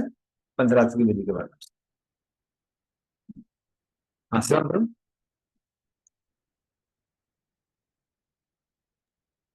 हरे कृष्ण प्रभु जी। प्रभु जी, यहाँ पे like it's written in one of the sentences that Kripacharya helped kill Abhimanyu, the father of I'm just highlighting हाँ the father of Maharaj Parikshit, but he was still held in esteem by the family due to his being a great Brahmana as Dronacharya. So, प्रभु जी, ये कृपाचार्य को अपने मैंने क्षत्रिय के category में नहीं डालेंगे, क्योंकि ये तो फाइट करने लग गए थे ना। मैंने won't he come under the category of क्षत्रिय? मैंने why will he come under the, because he was fighting in the battle ना। तो ओके ओके, सिर्फ कृपाचार्य या द्रोणाचार्य उनका जो उन्होंने फाइट की है किसमें? इधर पे महाभारत में, दैट इज नॉट ग्लोरिफाइड, उसकी भर्त्सना की जाती है, प्रशंसा नहीं की जाती है। क्योंकि ब्राह्मण क्षत्रिय की तरह कार्य कर सकता है कब? आपातकाल।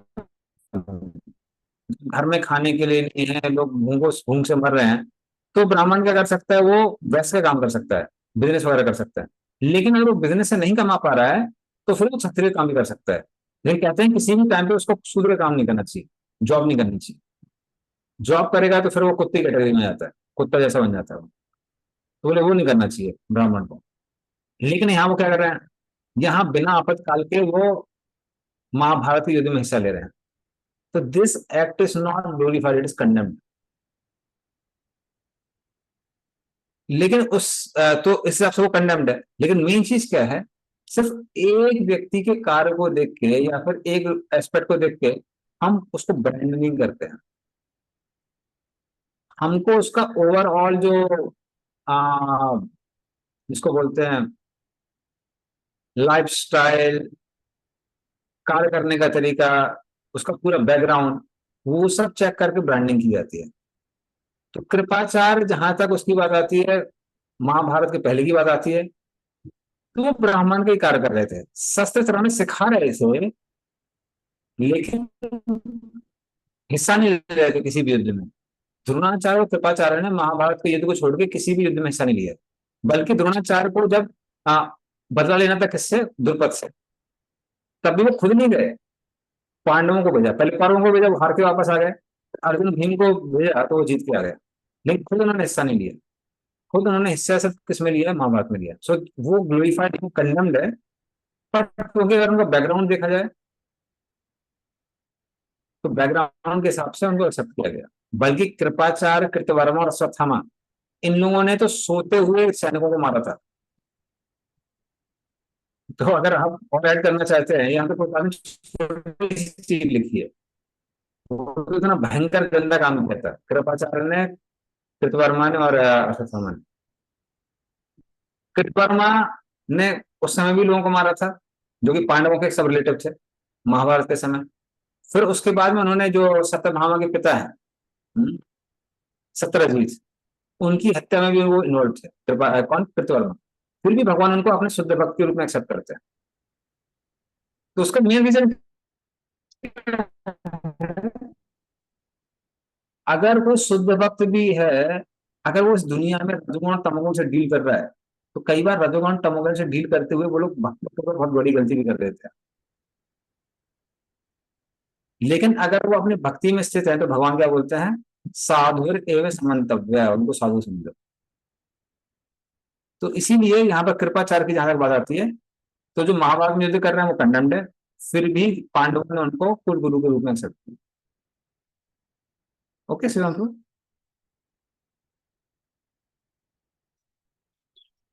हरे कृष्ण। शिवांशु सर स्ट्रक हो गए। ओके, लगता है उनका इंटरनेट कनेक्टिविटी चली गई। एनीवे, तो आंसर दे दिया हमने, इसको हम लोग अभी एंड करेंगे। बाकी हम लोग कंटिन्यू करेंगे नेक्स्ट वीक। गंधरा श्रीमद् भागवतम की जय, श्री गोपाल की जय। वांछा कल्पतरुभ्यश्च कृपा सिंधुभ्यश्च पतितानां पावनेभ्यो वैष्णवो नमः। श्री गोपाल की जय। हरे कृष्ण। हरे कृष्ण प्रभु।